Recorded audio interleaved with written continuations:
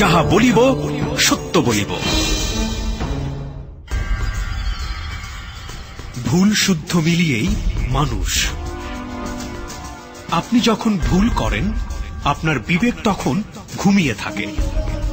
যদি কেউ না জানে তো বিবেক জানে আপনি কত বড় ভুল করেছেন। পরিবার, সমাজ, রাষ্ট্র আপনাকে শাস্তি না দিলেও বিবেক আপনাকে প্রতি মুহূর্তেই শাস্তি দিচ্ছে। তবে দাঁড়ান বিবেকের আদালতে, সত্য আপনার শক্তি হোক। নির্ভয়ে বলুন কি ভুল করেছেন আপনি, কেন করেছেন, কোন পাপের শাস্তি আপনার বিবেক আপনাকে দিচ্ছে। আপনার সত্য বলার সাহস হাজার হাজার ভুলের জন্ম থামিয়ে দেবে। সাহস আছে সত্য বলার? তবে আপনার জন্যেই যাহা বলিব সত্য বলিব।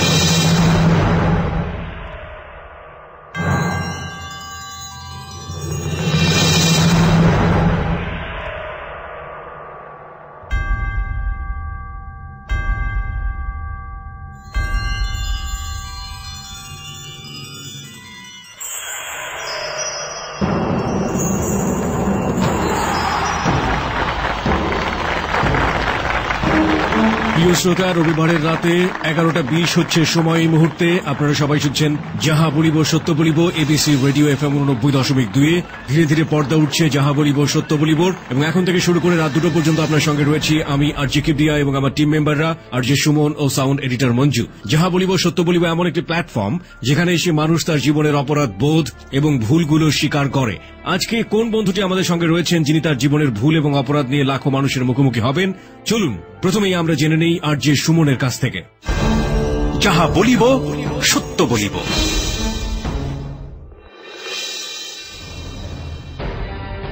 প্রিয় শ্রোতা, আজ সত্যের মঞ্চে বসে অকপটে নিজের অপরাধ স্বীকার করে সত্যের আলোয় আলোকিত হবেন আসাদুল।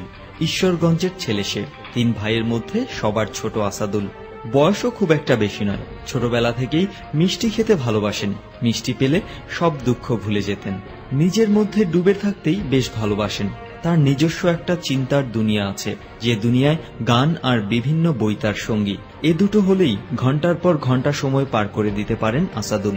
যে কোনো বই পড়তে পছন্দ করলেও গানের বেলায় হিপহপই তার প্রথম পছন্দ। নিজেকে বড় করার জন্য বানিয়ে মিথ্যে কথা বলেন না আসাদুল। তার চেয়ে বয়সে বড়দের যেমন সম্মান করেন, তেমনি ছোটদের সঙ্গে বেশ আন্তরিকভাবে মিশতে পারেন। বাইরের আবরণটা বেশ শক্ত করে রাখলেও ভেতরে খুবই নরম মনের মানুষ আসাদুল। এই মানুষটির অপ্রিয় সত্য জানতে এবার ফিরে যাচ্ছি কিবরিয়ার কাছে। যাহা বলিব সত্য বলিব।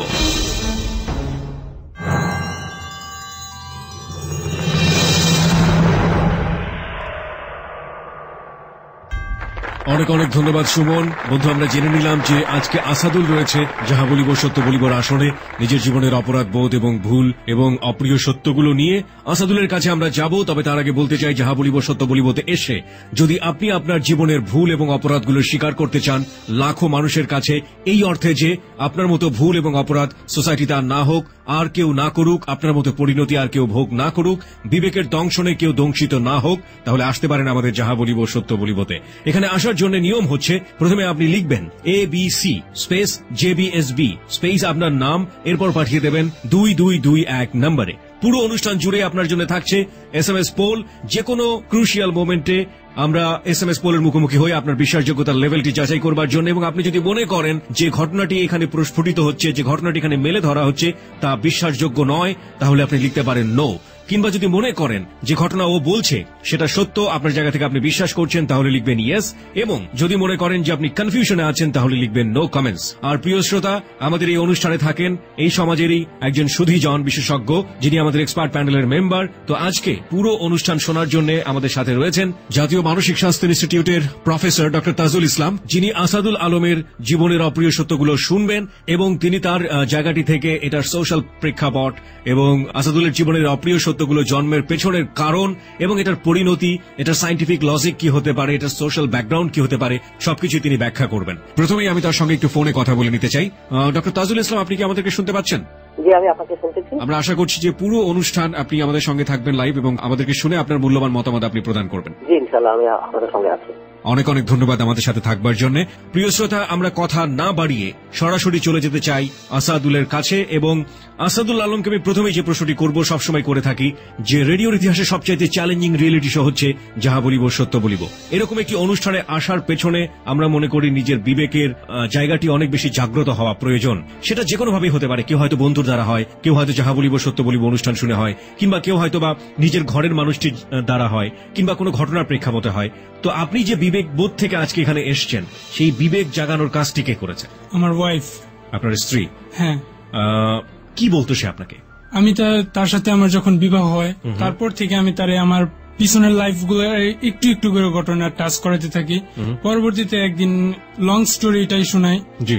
পরবর্তীতে সে আর কি বলে যে এসব করবা না, কারণ আমাদের বিবাহ কিন্তু আমাদের বাবা মা দেয় নাই, আমরা নিজেরা করছি। এখন যদি তোমার এইসব করো, যা করছো আগে করছো, যদি এখন করো তাহলে পরে কিন্তু আমার বাবা মা মাইনে নিব না।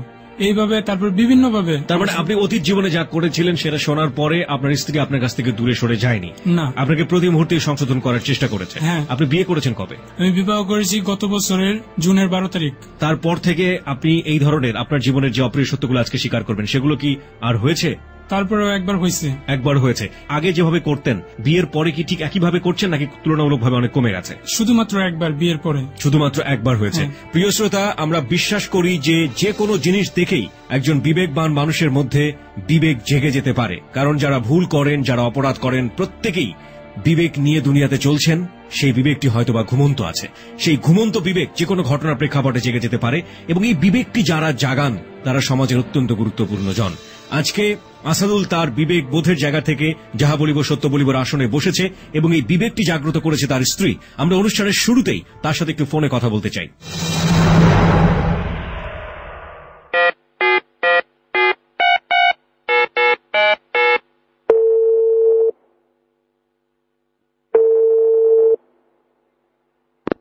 হ্যালো, আসসালামু আলাইকুম। ওয়ালাইকুম আসসালাম। আসাদুলের স্ত্রী বলছেন? জি। আপনার নামটা একটু জানতে পারি? আমার নাম মোসাম্মদ খাদিজা আক্তার বন্যা। আচ্ছা বন্যা, আমি কিবরিয়া বলছি যাহা বলিব সত্য বলিব অনুষ্ঠান থেকে। আমাদের এখানে এই মুহূর্তে জীবনের অপ্রিয় সত্যগুলো স্বীকার করছেন আসাদুল, এবং তার জীবনের সমস্ত অপ্রিয় সত্যই আপনি জানেন। সে একসময় কেমন ছিল এবং সবকিছু আপনি জেনে শুনে তাকে প্রতি মুহূর্তেই ভালো হবার জন্য অনুপ্রেরণা দিয়ে যাচ্ছেন। আপনি আমাদেরকে একটু বলবেন যে তার যে বিবেকবোধ জাগ্রত হলো, যে আর কোনো খারাপ কাজ সে করবে না এবং লোক সম্মুখে এসে সে নিজের জীবনের অপরাধগুলো স্বীকার করবে, আপনি তাকে প্রতি মুহূর্তে কি বোঝাতেন? তাকে আমি এটাই বলতাম যে উনি যেসব কাজ আগে করছেন সেগুলো আসলে ঠিক না। উনি অন্য মানুষের সাথে যেটা করে এটা তো উনার সাথেও হইতে পারে। জি। এগুলাই বলতাম উনারে। আরো বলি যে উনি যে কাজগুলা মানুষের সাথে করে তো অন্য মানুষের ক্ষতি হয়, অন্য মানুষের ক্ষতি করলে তার কি লাভ হয়? রাইট। তো উনি রেগে যেতেন না? উনি আপনার কথা শুনতেন? হ্যাঁ, শুনতেন, রাখতেন না। আচ্ছা, আপনাদের বিয়ে হয়েছে কত বছর? 1 বছর। 1 বছর। এই 1 বছরের মধ্যে একটা অপরাধ উনি করেছেন, সেটা কি আপনি জানেন? সে অপরাধটা কি? এই বিষয়ে তো আমি কিছু জানি না। আচ্ছা, আপনি কি তার ব্যাপারে খোঁজ খবর রাখেন যে সে কোথায় যাচ্ছে, কি করছে? তাকে আপনি খুব বেশি চাপাচাপি করেন কিনা, জোর দেন কিনা? তাকে আমি এমনিতে তার স্বাধীনতায় কোনো জোর দিই না, তারপরেও যতটা চেষ্টা করি ওনার বিষয়ে খবর রাখার জন্য। আচ্ছা, আপনার খারাপ লাগে না যে আপনার স্বামী এইরকম একজন দুর্ধর্ষ অপরাধী, এত ভুল করেছে জীবনে? আপনার নিজের খারাপ লাগে না? লাগে। তারপরে সে যা করছে আগে করছে, এখন তো কিছু করে না। মানুষের অতীত নিয়ে তাই না তো কোনো লাভ নেই। জি। যদি আসাদুল আবারও কোনো অপরাধ করে এবং সেটা বড় ধরনের অপরাধ হয়, তাহলে আপনি কি করবেন?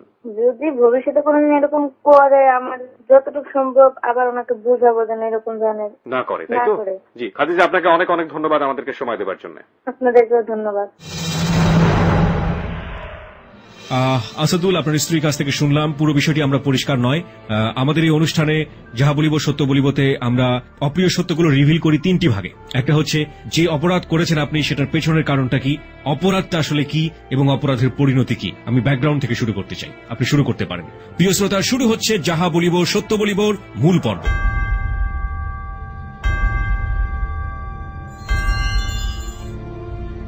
আমার নাম আসাদুল। আমার ছোট চাচা আর চাচির সন্তান হয় না বিয়ের 20 বছর পরেও, তো তারা আর কি আমার সন্তান হিসেবে মাইনা নেয়। মাইনা নেয় মানে হচ্ছে সেখানে আপনি বড় হয়েছেন। এখানে চাচার সাথে ব্যাপারটা কি? চাচা উনি আর কি, তার কোনো সন্তান নেই, সন্তান হয় না। উনি আমার বলছে যে আব্বা ডাক, শয়তানি করে হয়তো বলছিল। তখন ডাকছি ওইখান থেকে। ওই দিন আমার কাঁধে করে নিয়ে বাজারে যায়, বাজারে গিয়ে মিষ্টি খাওয়ায় বাপ ডাক শোনার জন্য। হ্যাঁ, তো তারপর থেকে আমার যে মা সে শিখায় দেয় যে যখন আব্বা ডাকছো স্যার, হ্যাঁ এত খুশি হয়েছে ছোট আব্বা ডাকিস আর হ্যাঁ বউরে ছোট আম্মা ডাকিস। তখন থেকে আমি তাদেরকে ছোট আব্বা ছোট আম্মা এসব বলে ডাকি। জি। তারপর যখন আমার বয়স 3, তো মাঝখানে আবার একটা জিনিস, আমার বাবা মা তখন আমার গ্রামে রেখা ঢাকায় চলে আসে। আমার বাবা আর কি যেন নিয়ে আসে ওইটা আর আমি জানি না সঠিক এখন পর্যন্ত। গ্রাম থেকে আর ঢাকায় চলে আসতে হয়, তো উনি আসে সেটা পরে কিছুদিন পরে আমারে নিয়ে আসে। তো ওই সময় আমার এমন ভাবে হস্ত করে নিয়ে আর কি, তাও আমার ধরতে পারে নাই। মানে আপনি আসতে চাচ্ছেন না? হ্যাঁ, গ্রাম থেকে আসতে চাইতেছি না। তারপরে আমার ধরে নিয়ে আসছে, 3 দিন থাকার পরে আমি আবার গ্রামে চলে যাই। তারপর ওইখান থেকে ওই ছোট আম্মা ছোট আব্বার কাছে বড় হয়েছি 3 বছর বয়স পর্যন্ত।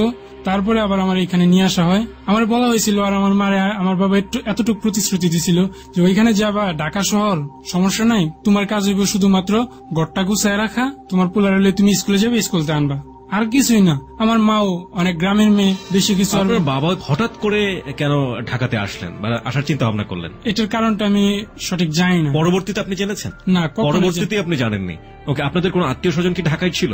তখন আমাদের পিছনের গ্রামের কয়েকজন লোক এই যে ঢাকা যে ডিপিজেড ওই এলাকাটা থাকতো। আচ্ছা, ওকে। তো আপনার মাকে বলা হলো ওখানে গিয়ে শুধু বাচ্চাদেরকে স্কুলে নেওয়া আসা করবে, আর কোনো কাজ নেই তোমার, তাই তো? আপনার যে 2 ভাই ছিল, বড় ভাই, তাই তো? তারা অনেক বড়। আর এখানে আরেকটা জিনিস, আমার বাবা 3টা বিয়ে করছে। যে বড় 2 ভাই তারা একেবারে প্রথম স্ত্রীর, দ্বিতীয় স্ত্রীর ঘরে কোনো সন্তান নেই, তারপরে আমার মারে করছে। আপনার মার আপনি একমাত্র সন্তান ছিলেন? তো বড় 2-3 স্ত্রী কি একই সাথে ঘর সংসার করতো? না না, আমার বড় মা যে সে মারা যায়, তারপরে দ্বিতীয় বউরে ছেড়ে দেয়, দ্বিতীয় বউর সাথে ডিভোর্স হয়ে যায়, divorce। এবং আপনার বাকি নিয়ে তিনি সংসার করতেন। হ্যাঁ। তার মানে আপনার বড় যে 2 ভাই ছিল তারা কি ঢাকাতে চলে আসে ওই সময়টাতে?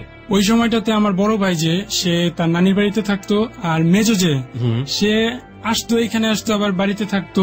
তার মানে আপনাদের পরিবারের সাথে তেমন কোনো যোগাযোগ ছিল না? তাদের কোনো যোগাযোগ ছিল না। আর আপনাকে ঢাকায় আনতে পারছে না বিকজ আপনি গ্রামেই থাকবেন, এরকম একটা ব্যাপার ছিল।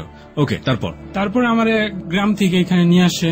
আমি বিশাল ডিপ্রেশনে থাকি, কারণ গ্রামের ওই ছেলেগুলো আমার সাথে নাই। আমার যে কাজিন যাদের সাথে খেলাধুলা করতাম সারা পরিবেশটা নেই, ওই পরিবেশটা নাই। সারাদিন পুকুরে ডুবাইতাম, পুকুর নাই। কি করি, সারাদিন টই টই করে ঘুরি, আর একটু পরে পরে আমি ভাত খাবো, তো একটু পরে পরে আর কি ভাত মা খাই আবার থয়ে দিতাম, খাইতামও না। তো এইভাবে আর কি আমার দিনকাল চলতে থাকে। তারপরে আবার আমি গ্রামে চলে যাই। তো এখানে থাকার পরে 5 বছর বয়স পর্যন্ত এখানে ছিলাম। তারপরে আমার নিয়ে আসা হয় এখানে। তো নিয়ে আসার পরে আমি এখানেই সবকিছু বুঝা নেই। তো এইখানে আর কি আমার একটা স্কুলে ভর্তি করে দেওয়া হয়, আমিও ক্লাস করি। তখন একটু ভালো লাগতে থাকে যে হয়তো আমার কিছু বন্ধু হইতেছে এখন। তো আরেকটু যখন বড় হয়েছি, আমার বয়স 9-এর কাছাকাছি গেছে, তখন আমার বাবা মার প্রতি একটা যে বাবা মার একটা অভাব, ওইটা বুঝতেছি। বাবা মার অভাব কেন? বাবা মার অভাব যেমন, বাবা থাকতো সারাদিন কাজে ব্যস্ত, সকালবেলা যাইতো আমার ঘুম থেকে ওঠার আগে, তো রাত্রে আসতো এই মাগরিবের আজানের সময়, এসে আবার গোসল টোসল করে বাজারে চলে যেত। সারাদিন যা কাজ করছে ওইগুলো টাকা কালেক্ট করতো। আমার বাবা ছিল একজন ঠিকাদার ব্যবসায়ী। হ্যাঁ। আর আমার মা গার্মেন্টস শ্রমিক। তো সেই গার্মেন্টস শ্রমিকরা এমন হয় যারা নিজেদের যে ব্যক্তিগত চিন্তা ওইটা করার সময় পায় না। সে সকাল থেকে আর কি 7টা বাজে 3টা বাজে উঠবো ঘুম থেকে, উঠে সে রান্না বান্না সবকিছু কমপ্লিট করবো, করার পরে 7টা বাজে তারা অফিসে যাইতে হইব, আবার আসবো রাতে 9টা-10টায়। তো আমি খালি এতটুকু দেখতাম, আম্মু সকালবেলা আমার ডাইকা তুইলে হাত মুখ ধুয়াইছে, তারপরে আমার খাওয়াইছে, খাওয়াইটা আসলে স্কুল ড্রেস পরাই দিছে, একটু পরে স্কুলে যাবে একা, এতটুকু বলে আম্মু চলে যেত। আর রাত্রে 9টা বাজে যখন আসতো তখন আমি ঘুমায় থাকতাম। তখন সে আমার উঠে এসে আমার শরীরে অনেক ময়লা লেগে থাকতো, সারাদিন খালি খেলা আর খেলা, গোসল টোসল এসবের কোনো কিছু ধারে কাছে যেতাম না। এই কারণে আর কি আমি বাবা মারও অভাবটা বুঝতাম। আমার কাছে জিনিসটা খুব খারাপ লাগতো, কেন এমন, কেন আমি কি পারি না আমার বাবা মার সাথে একটা আমার একাকিত্ব শেয়ার করি, 2 জন হয়ে আমার বাবা মার সাথে শেয়ার করি। যখন আপনার 9 বছর বয়স, হ্যাঁ, এইভাবে আর কি কিছুদিন চলে যায়। তো আমার বাবা একটা টিভি কিনে, তো আমি আবার এদিক দিয়ে আমার স্কুল ফ্রেন্ডদের কাছ থেকে আর কি একটুখানি অবহেলিত হই। যেমন আমি অনেক মোটা ছিলাম, সম্পূর্ণ ডিমের মতোই আমার দেখা যেত। ওকে, ফুল সাইজ। ওকে, আমার আকৃতিটা ডিমের মতো হওয়ার কারণে আমার কোনো খেলায় নিত না, কোনো কাজে নিত না। তবে হ্যাঁ, স্কুলের যদি কোনো কাজ হইতো স্যাররা আমার দিয়ে করাইতো। আমি স্কাউট করার জন্য অনেক আগ্রহী ছিলাম। আমার স্কাউটে নেওয়া হয় না, আমার স্কাউট থেকে বের করে দেওয়া হয়েছে। আমার পিটি শিক্ষক বলছিল যে ওরা যদি নেই, তো যদি হঠাৎ করে স্কাউটের ময়দানে, স্কাউট চলাকালীন সময় যদি ময়দানে হয় সেন্সলেস হয়ে যায়, তখন কি অবস্থা হবে। এখন দেখছেন ওর কি অবস্থা। মানে আপনি অনেক বেশি ফ্যাট ছিলেন, যে কারণে আপনাকে এটা বলা হতো। হ্যাঁ। ওকে। তো আমি একটা ডিপ্রেশনে ভুগতাম সবসময়, যে আমার বন্ধুরা খেলে, আমি খেলতে পারি না, ওরা ক্রিকেট খেলে, ফুটবল খেলে, আমার নেয় না। This is the ultimate thing, প্রিয় শ্রোতা। ফ্যামিলিতে বাবা মাকে পাচ্ছে না সে, তার যে ব্যস্ত সময় যেখানে কাটানোর কথা স্কুল, সেখানে গিয়েও কিন্তু সে ভালো ট্রিটমেন্ট পাচ্ছে না তার হেলদি সিচুয়েশনের কারণে, এবং তার শিক্ষকরা বলছে স্কাউট নেওয়া যাবে না বা অন্য কোথাও নেওয়া যাবে না, এবং তার ফ্রেন্ডরাও তাকে খেলাধুলাতে নিচ্ছে না, কারণ তার ভাষ্য অনুযায়ী তার আকৃতি হচ্ছে ডিমের মতো, মানে মোটা সে, এবং যে কারণে ওই বয়সে সে এক ধরনের মেন্টাল ডিপ্রেশনে ভুগছে। This is a very very important point. ব্যাকগ্রাউন্ডে রয়েছে আমরা, প্রিয় শ্রোতা, একজন মানুষের অপরাধ এবং ভুলের জায়গাটিতে যাওয়ার জন্য ব্যাকগ্রাউন্ড অনেক অনেক বেশি গুরুত্বপূর্ণ।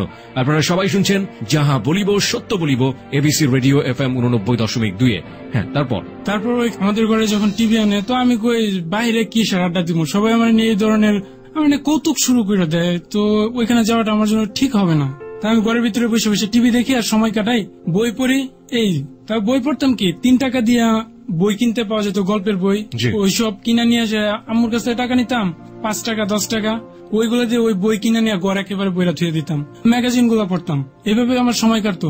তো টিভিতে দেখতাম যে একজন একাকিত্ব একটা ছেলে ছবির ভিতরে কিংবা বিভিন্ন জায়গায় কার্টুন দেখলেও দেখতাম এরকম যে একটা ছেলের সাথে একটা মেয়ে আছে, তার মানে একটা জোড়া। তখন আমি ক্লাস 6 এ পড়ি, আমার একটা আর কি এরকম একাকিত্ব বোধ শুরু হয়। পরবর্তীতে যখন 7 এ উঠি, আর আমি ছিলাম একটু তখন 6 থেকে আমি একটু উগ্র টাইপের, ক্লাসের ভিতরে সবচেয়ে স্বাস্থ্যবান, আর আমার দেখতে সবাই একটু মোটা দেখা হওয়ার কারণে আমি সবার উপরে একটু জোর দেখাইতাম, সবাই আমার একটু ভয় পাইতো, নাহলে ধরে মারতাম। তো এই ভয়ে আর কি ওরা আমার সাথে বেশি একটা মিশতো আর কি, ভয়ে থাকতো আন্তরিক ভাবে, যে বেশি ফ্লেক্সিবল হতে পারতো না। হ্যাঁ হ্যাঁ, 7 এ উঠে সেটা ক্লাস করতেছি, তখন একটা মেয়ে আসলো বোরকা পরা অবস্থায়, আমি দেখে সেটা বলি কি, আয় রে কি আইছে। ওই মেয়েটাই আমাদের ক্লাসে সর্বপ্রথম বোরকা পরে আসে। আরে কি আইছে, পুরা দিয়ে আন্টি, এরকম ভাবে তারা খেপাইছি। সে আমার দিকে কিছুক্ষণ তাকায় রয়েছে, সে একেবারে পিছনের বেঞ্চে বসছিল, আমি আবার বসতাম। আমার একটা স্বভাব ভালো ছিল, আমি যাই করতাম পড়ালেখা ঠিক রাখতাম। তো অতঃপর ওই মেয়েটার সাথে আর কি, মেয়েটা আমার দিক তাকায় থাকতো শুধু। ওই মেয়েটারে আমি ওইভাবে টিস করছি, যার কারণে হয়তো ওর ভিতরে একটা অনুভূতি সৃষ্টি হয়েছে আমার নিয়ে। মেয়েটা আমার দিক তাকিয়ে থাকতো, যেটা আমি খুব খারাপ দিকে নিতাম। তো আমি সামনের বেঞ্চে বসতাম সবসময়, সামনের বেঞ্চ অথবা দ্বিতীয় বেঞ্চ। তো আমি আমার বন্ধু আশিকের সাথে বসতাম। তো পরবর্তীতে এরকম আমি 3 দিন খেয়াল করলাম, মেয়েটা আমার দিকে সবসময় তাকায় থাকে। তা আশিকেও কয়, কি রে দোস্ত, তোর তো মনে হয় সিঁড়ি পছন্দ করছে রে। হ্যাঁ আমি কথাবার্তা কইস না, সেইটা পছন্দ করবো। আমার তো শৈল লাগছ একেবারে পুরা বিগ শো। আমি কি শো? বিগ শো, মানে ওই যে WWE wrestler. Okay okay, that's কুল। তারপর বিগ শো কোনো সময় কোনো গার্লফ্রেন্ড হয় না। আপনি শিওর যে বিশ্বদের কখনো কোনো গার্লফ্রেন্ড হয় না? না, আর কি ওদের গার্লফ্রেন্ড কিন্তু মাঝে মাঝে আমরা দেখি, মানে ওকে যাই হোক, আপনি মনে করতেন যে বিশ্বদের কখনো গার্লফ্রেন্ড হয় না, এই ধরনের কথা বলছেন? বিগ শো বলতে আর কি আমি বুঝাইতেছি যে মোটা অসুদর্শন, মানে সুদর্শন না আর কি। হ্যাঁ হ্যাঁ হ্যাঁ, যারা মোটা, এক কথায় তাদেরকে অন্য একটা জগতে ফেলাই দেওয়া হয়। আমার থিঙ্কে তখন এটা ধরা হয়, কারণ আমি কোনো জায়গায় খেলতে পারতাম। আপনি এভাবে চিন্তা করতেন? আমার থিঙ্কটা এরকম হয়তো। তো পরবর্তীতে আমার একাকিত্ব দূর করার লাগে আমি ওই মেয়েটার সাথে রিলেশন করি। তাও কিভাবে হয়, একদিনকে ক্লাস শেষ হয়েছে, তারপরে সে বাইরে আসতেছে, তা আমি পরবর্তীতে তারে পা উঁচু করে আটকাই রাস্তায়। ছেলেদের আর মেয়েদের বেঞ্চের মাঝখানে একটু ফাঁকা থাকে, তো আমি ছেলেদের বেঞ্চের হাই বেঞ্চে বসে সেরা ওই মেয়েদের বেঞ্চের হাই বেঞ্চে পা রাখি, যার কারণে যাইতে পারে না। পরবর্তীতে আমি জিজ্ঞেস করছি, দেখেন আপনারা মহিলা মানুষ, আপনাদের কোনো কিছু বোঝা যায় না। তারপরে সে আমার বলছে যে দেখেন আমার পথ ছাড়েন, বাসায় যাবো, স্যাররা দেখতেছে। হ্যাঁ বলছি, স্যাররা দেখতেছে, শুধু শুধু মিথ্যা কিছুর জন্য বলেন। তো এই কথা বলার পরে আমি পা সরাই নিছি, ও চলে গেছে। তারপরে আমার ফ্রেন্ডরা কইছে, আসাদুল চরম জিনিস কইছিস, চরম, ওই মনে হয় সারা রাত গিয়া কানতে কানতে বিছনা ভিজায় ফেলাইবো, এরকম টাইপের কথাবার্তা আমার ফ্রেন্ডরা আমার মন্তব্য করতেছে। তখন আমার জীবন আর কি প্রথম কোন মেয়ের সাথে এইভাবে বাজে ভাবে কথাবার্তা বলা এই প্রথম ছিল। This is a very important point, প্রিয় শ্রোতা, যে একটা ছেলে একটা মেয়েকে কিভাবে অ্যাড্রেস করবে এবং একটা ছেলের সাথে একটা মেয়ের কমিউনিকেশনটা কি হওয়া উচিত ওই বয়সে, এখানে আমরা অন্য ধরনের একটা অ্যাটিটিউড দেখতে পাচ্ছি। আপনি কোন ক্লাসে পড়তেন তখন? আমি তখন পড়তাম ক্লাস 7 প্রথম দিকে। ক্লাস 7 এর প্রথম দিকে। তখন কি আপনি মেয়েদের সাথে ফ্রিকোয়েন্টলি কথা বলতেন? না, আমি ওইটাই ছিল আমার প্রথম আর কি, প্রথম কোনো মেয়ের সাথে কথা বলা, এবং তাও এত বাজে ভাবে। হ্যাঁ,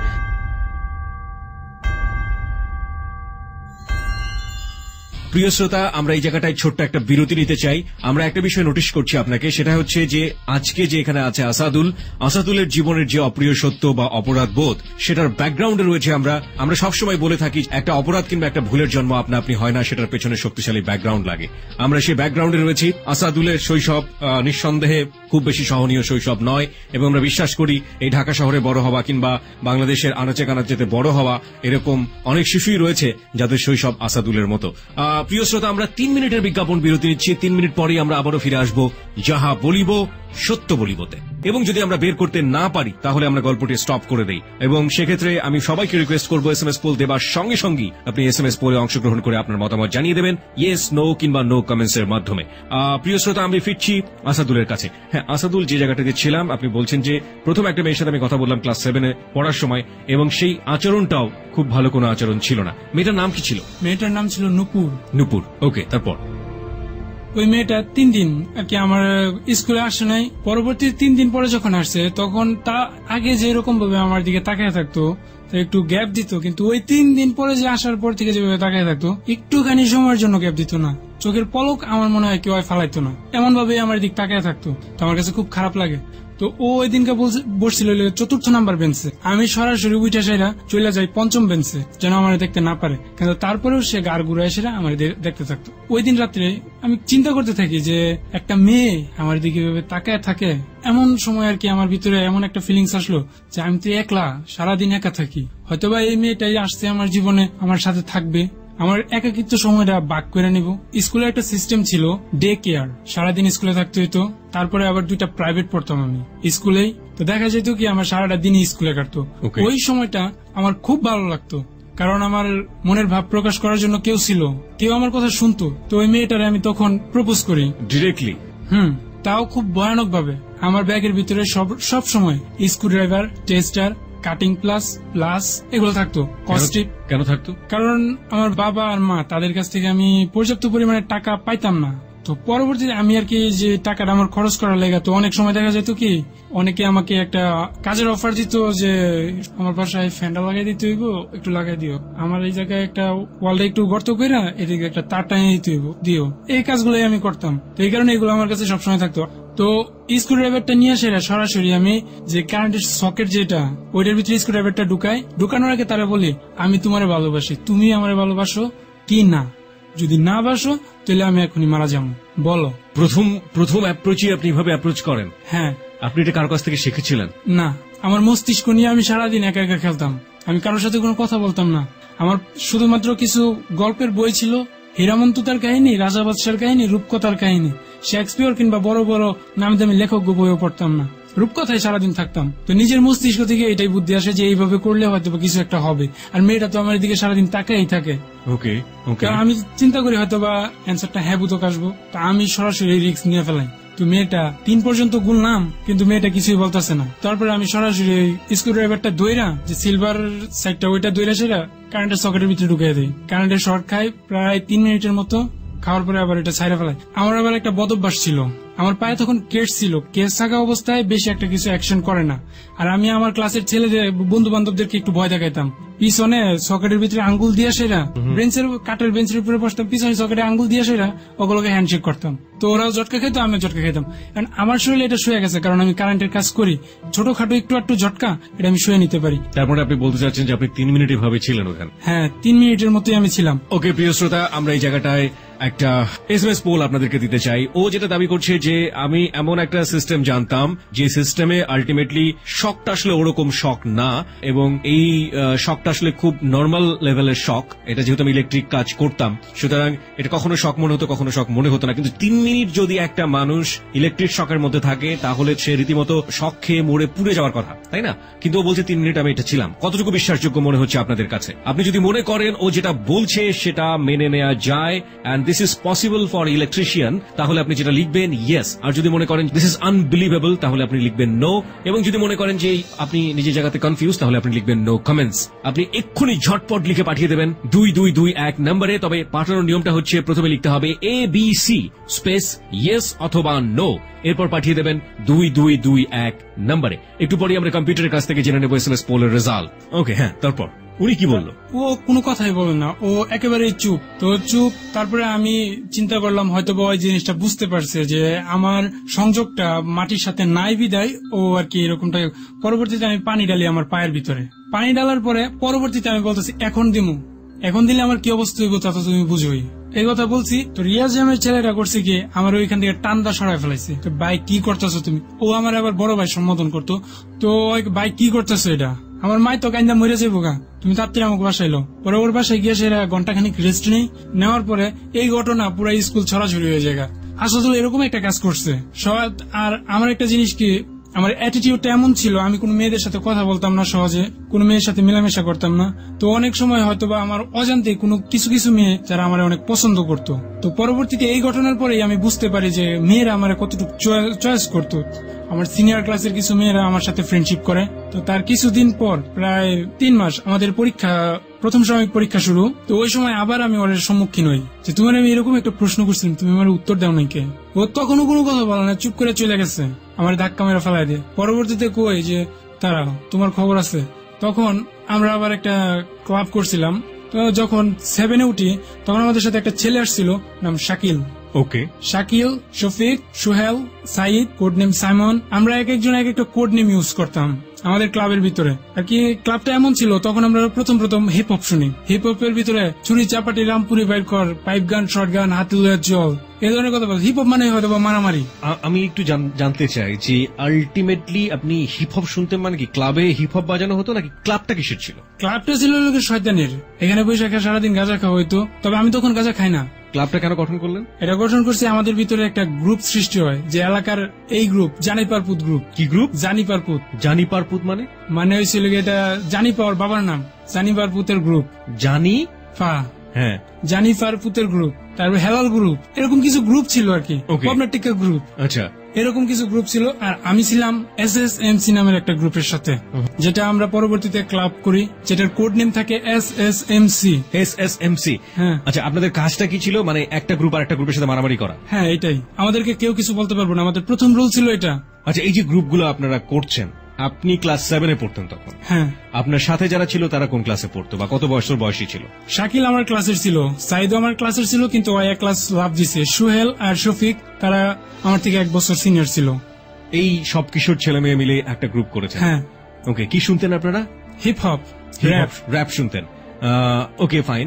বাংলা র‍্যাপ শুনতেন নাকি ভিনদেশি শুনতাম, তবে বেশিরভাগটাই আমার চয়েস ছিল বাংলা।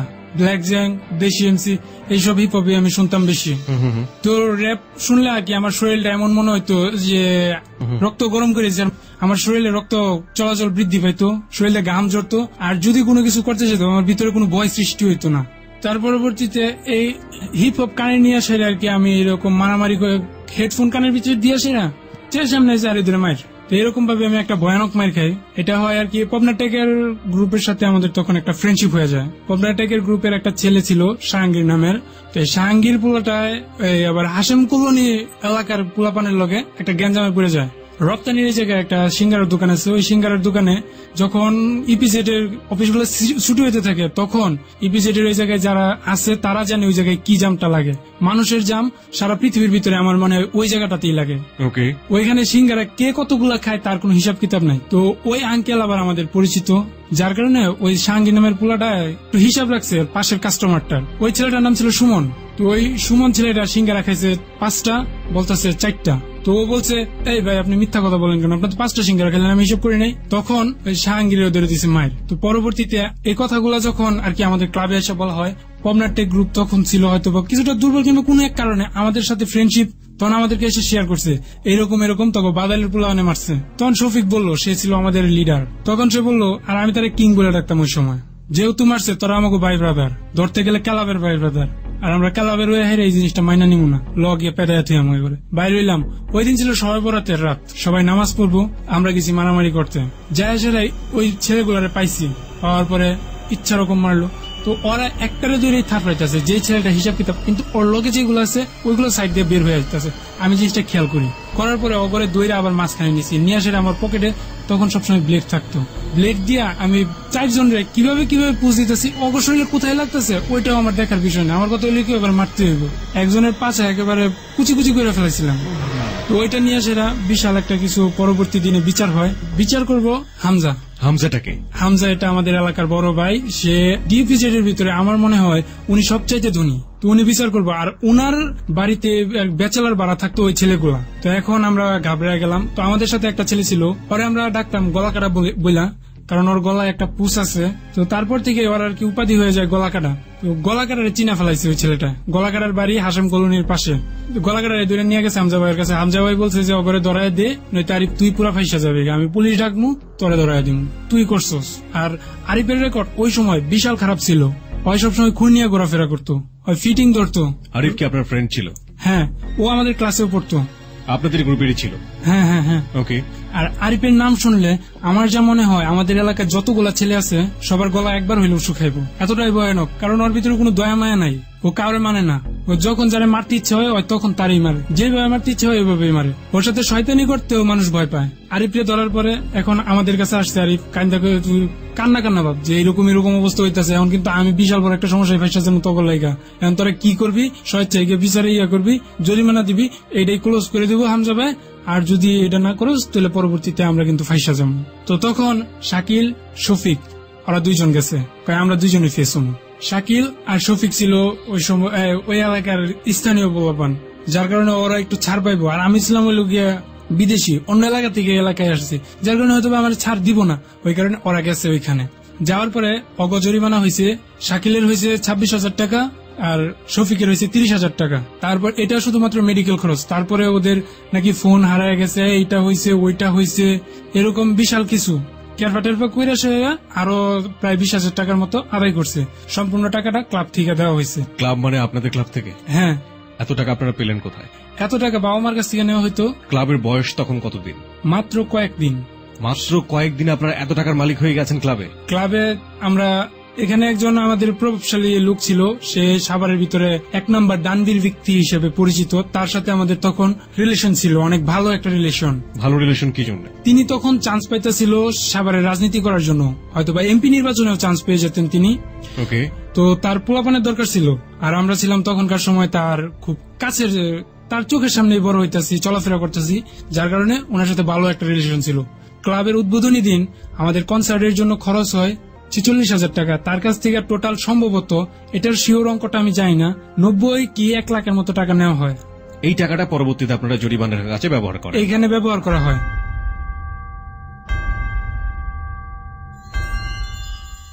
প্রিয় শ্রোতা, আমরা এই জায়গাটিতে সংবাদের বিরতি নিতে চাই। আমরা 12:06 ফিরবো, তবে তার আগে আমরা দেখে নিতে চাই SMS পোলের রেজাল্ট। চলুন দেখা যাক কম্পিউটার কি বলছে। Yes, 61%. No, 35%. No comments, 4%.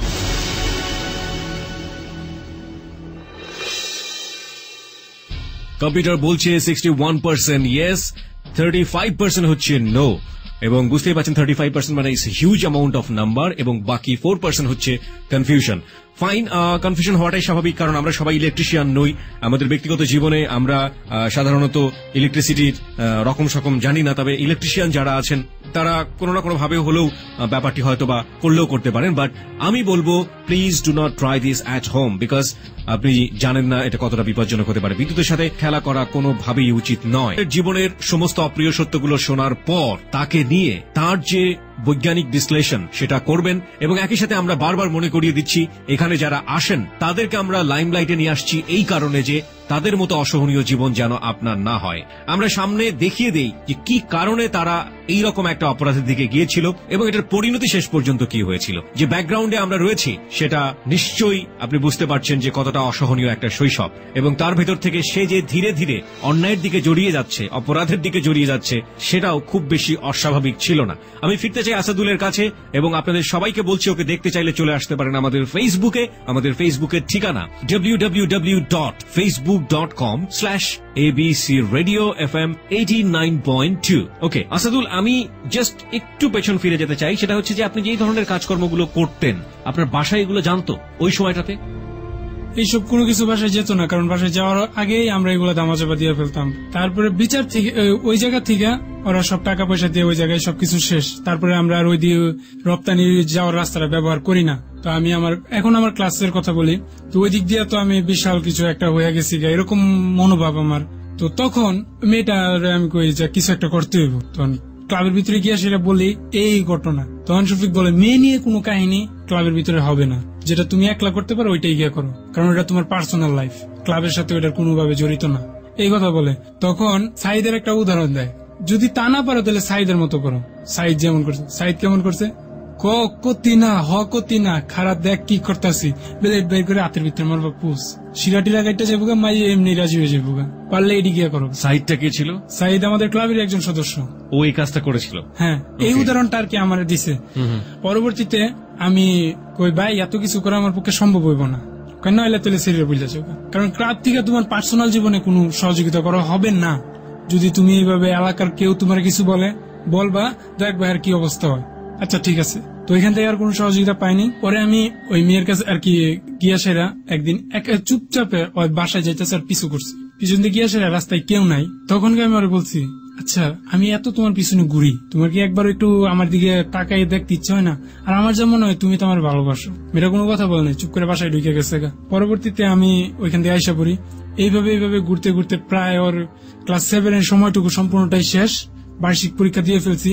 তো আমি একটা প্রাইভেট পড়তাম, আমাদের এক বড় আপু, তো উনার কাছে প্রাইভেট পড়তাম, অঙ্ক ইংরেজি। তো উনি আবার চাইলো কি আমাদের ক্লাসের বেশ কয়েকজন ছাত্রছাত্রী উনি প্রাইভেট পড়াইতেন, তো উনি চাইছে যে আমাদেরকে দিয়ে আর কি পরমাণু শক্তি গবেষণা প্রতিষ্ঠান স্কুল এন্ড কলেজে ভর্তি করাইবো। তো এই কারণে আমাদের ভর্তি পরীক্ষা দিতে হবে।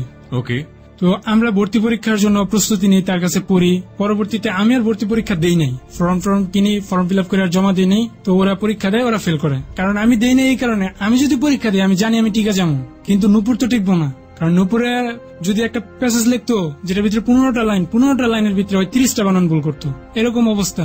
আমার কথা ছিল যে আমি এই স্কুলেই থাকবো, ওই স্কুলেই থাকবো। তারপরে আমরা ক্লাস 8 উঠি। এইখানে প্রাইভেট পড়ার সময় একটা ঘটনা, তো আমাদেরকে বহুত সময় ধরে প্রাইভেট পড়াতো। বিকাল 3টা থেকে শুরু করতো, রাত 8টা 7টার সময় খুব অন্ধকার, তো একটা মেয়ে মানুষের জন্য যাইতে খুব কষ্ট। তা আমি ওরা আজ্ঞা দিতাম। ওই সময়টা ছিল বৈশাখের, অনেক ঝড় তুফান হইতো বৈশাখের সময়। ঝড় তুফানের কারণে আমি ওরা আজ্ঞা দিতাম। তো ওই আবার জানতো যে বৃষ্টি থেকে আমার খুব খারাপ লাগে, বৃষ্টি জিনিসটা আমি খুব ঘৃণা করি, বৃষ্টিতে ভিজলেই আমার ঠান্ডা লাগবে। ওই এই জিনিসটা জানা, আর ওই চিন্তা করে ওই যাইতেছে।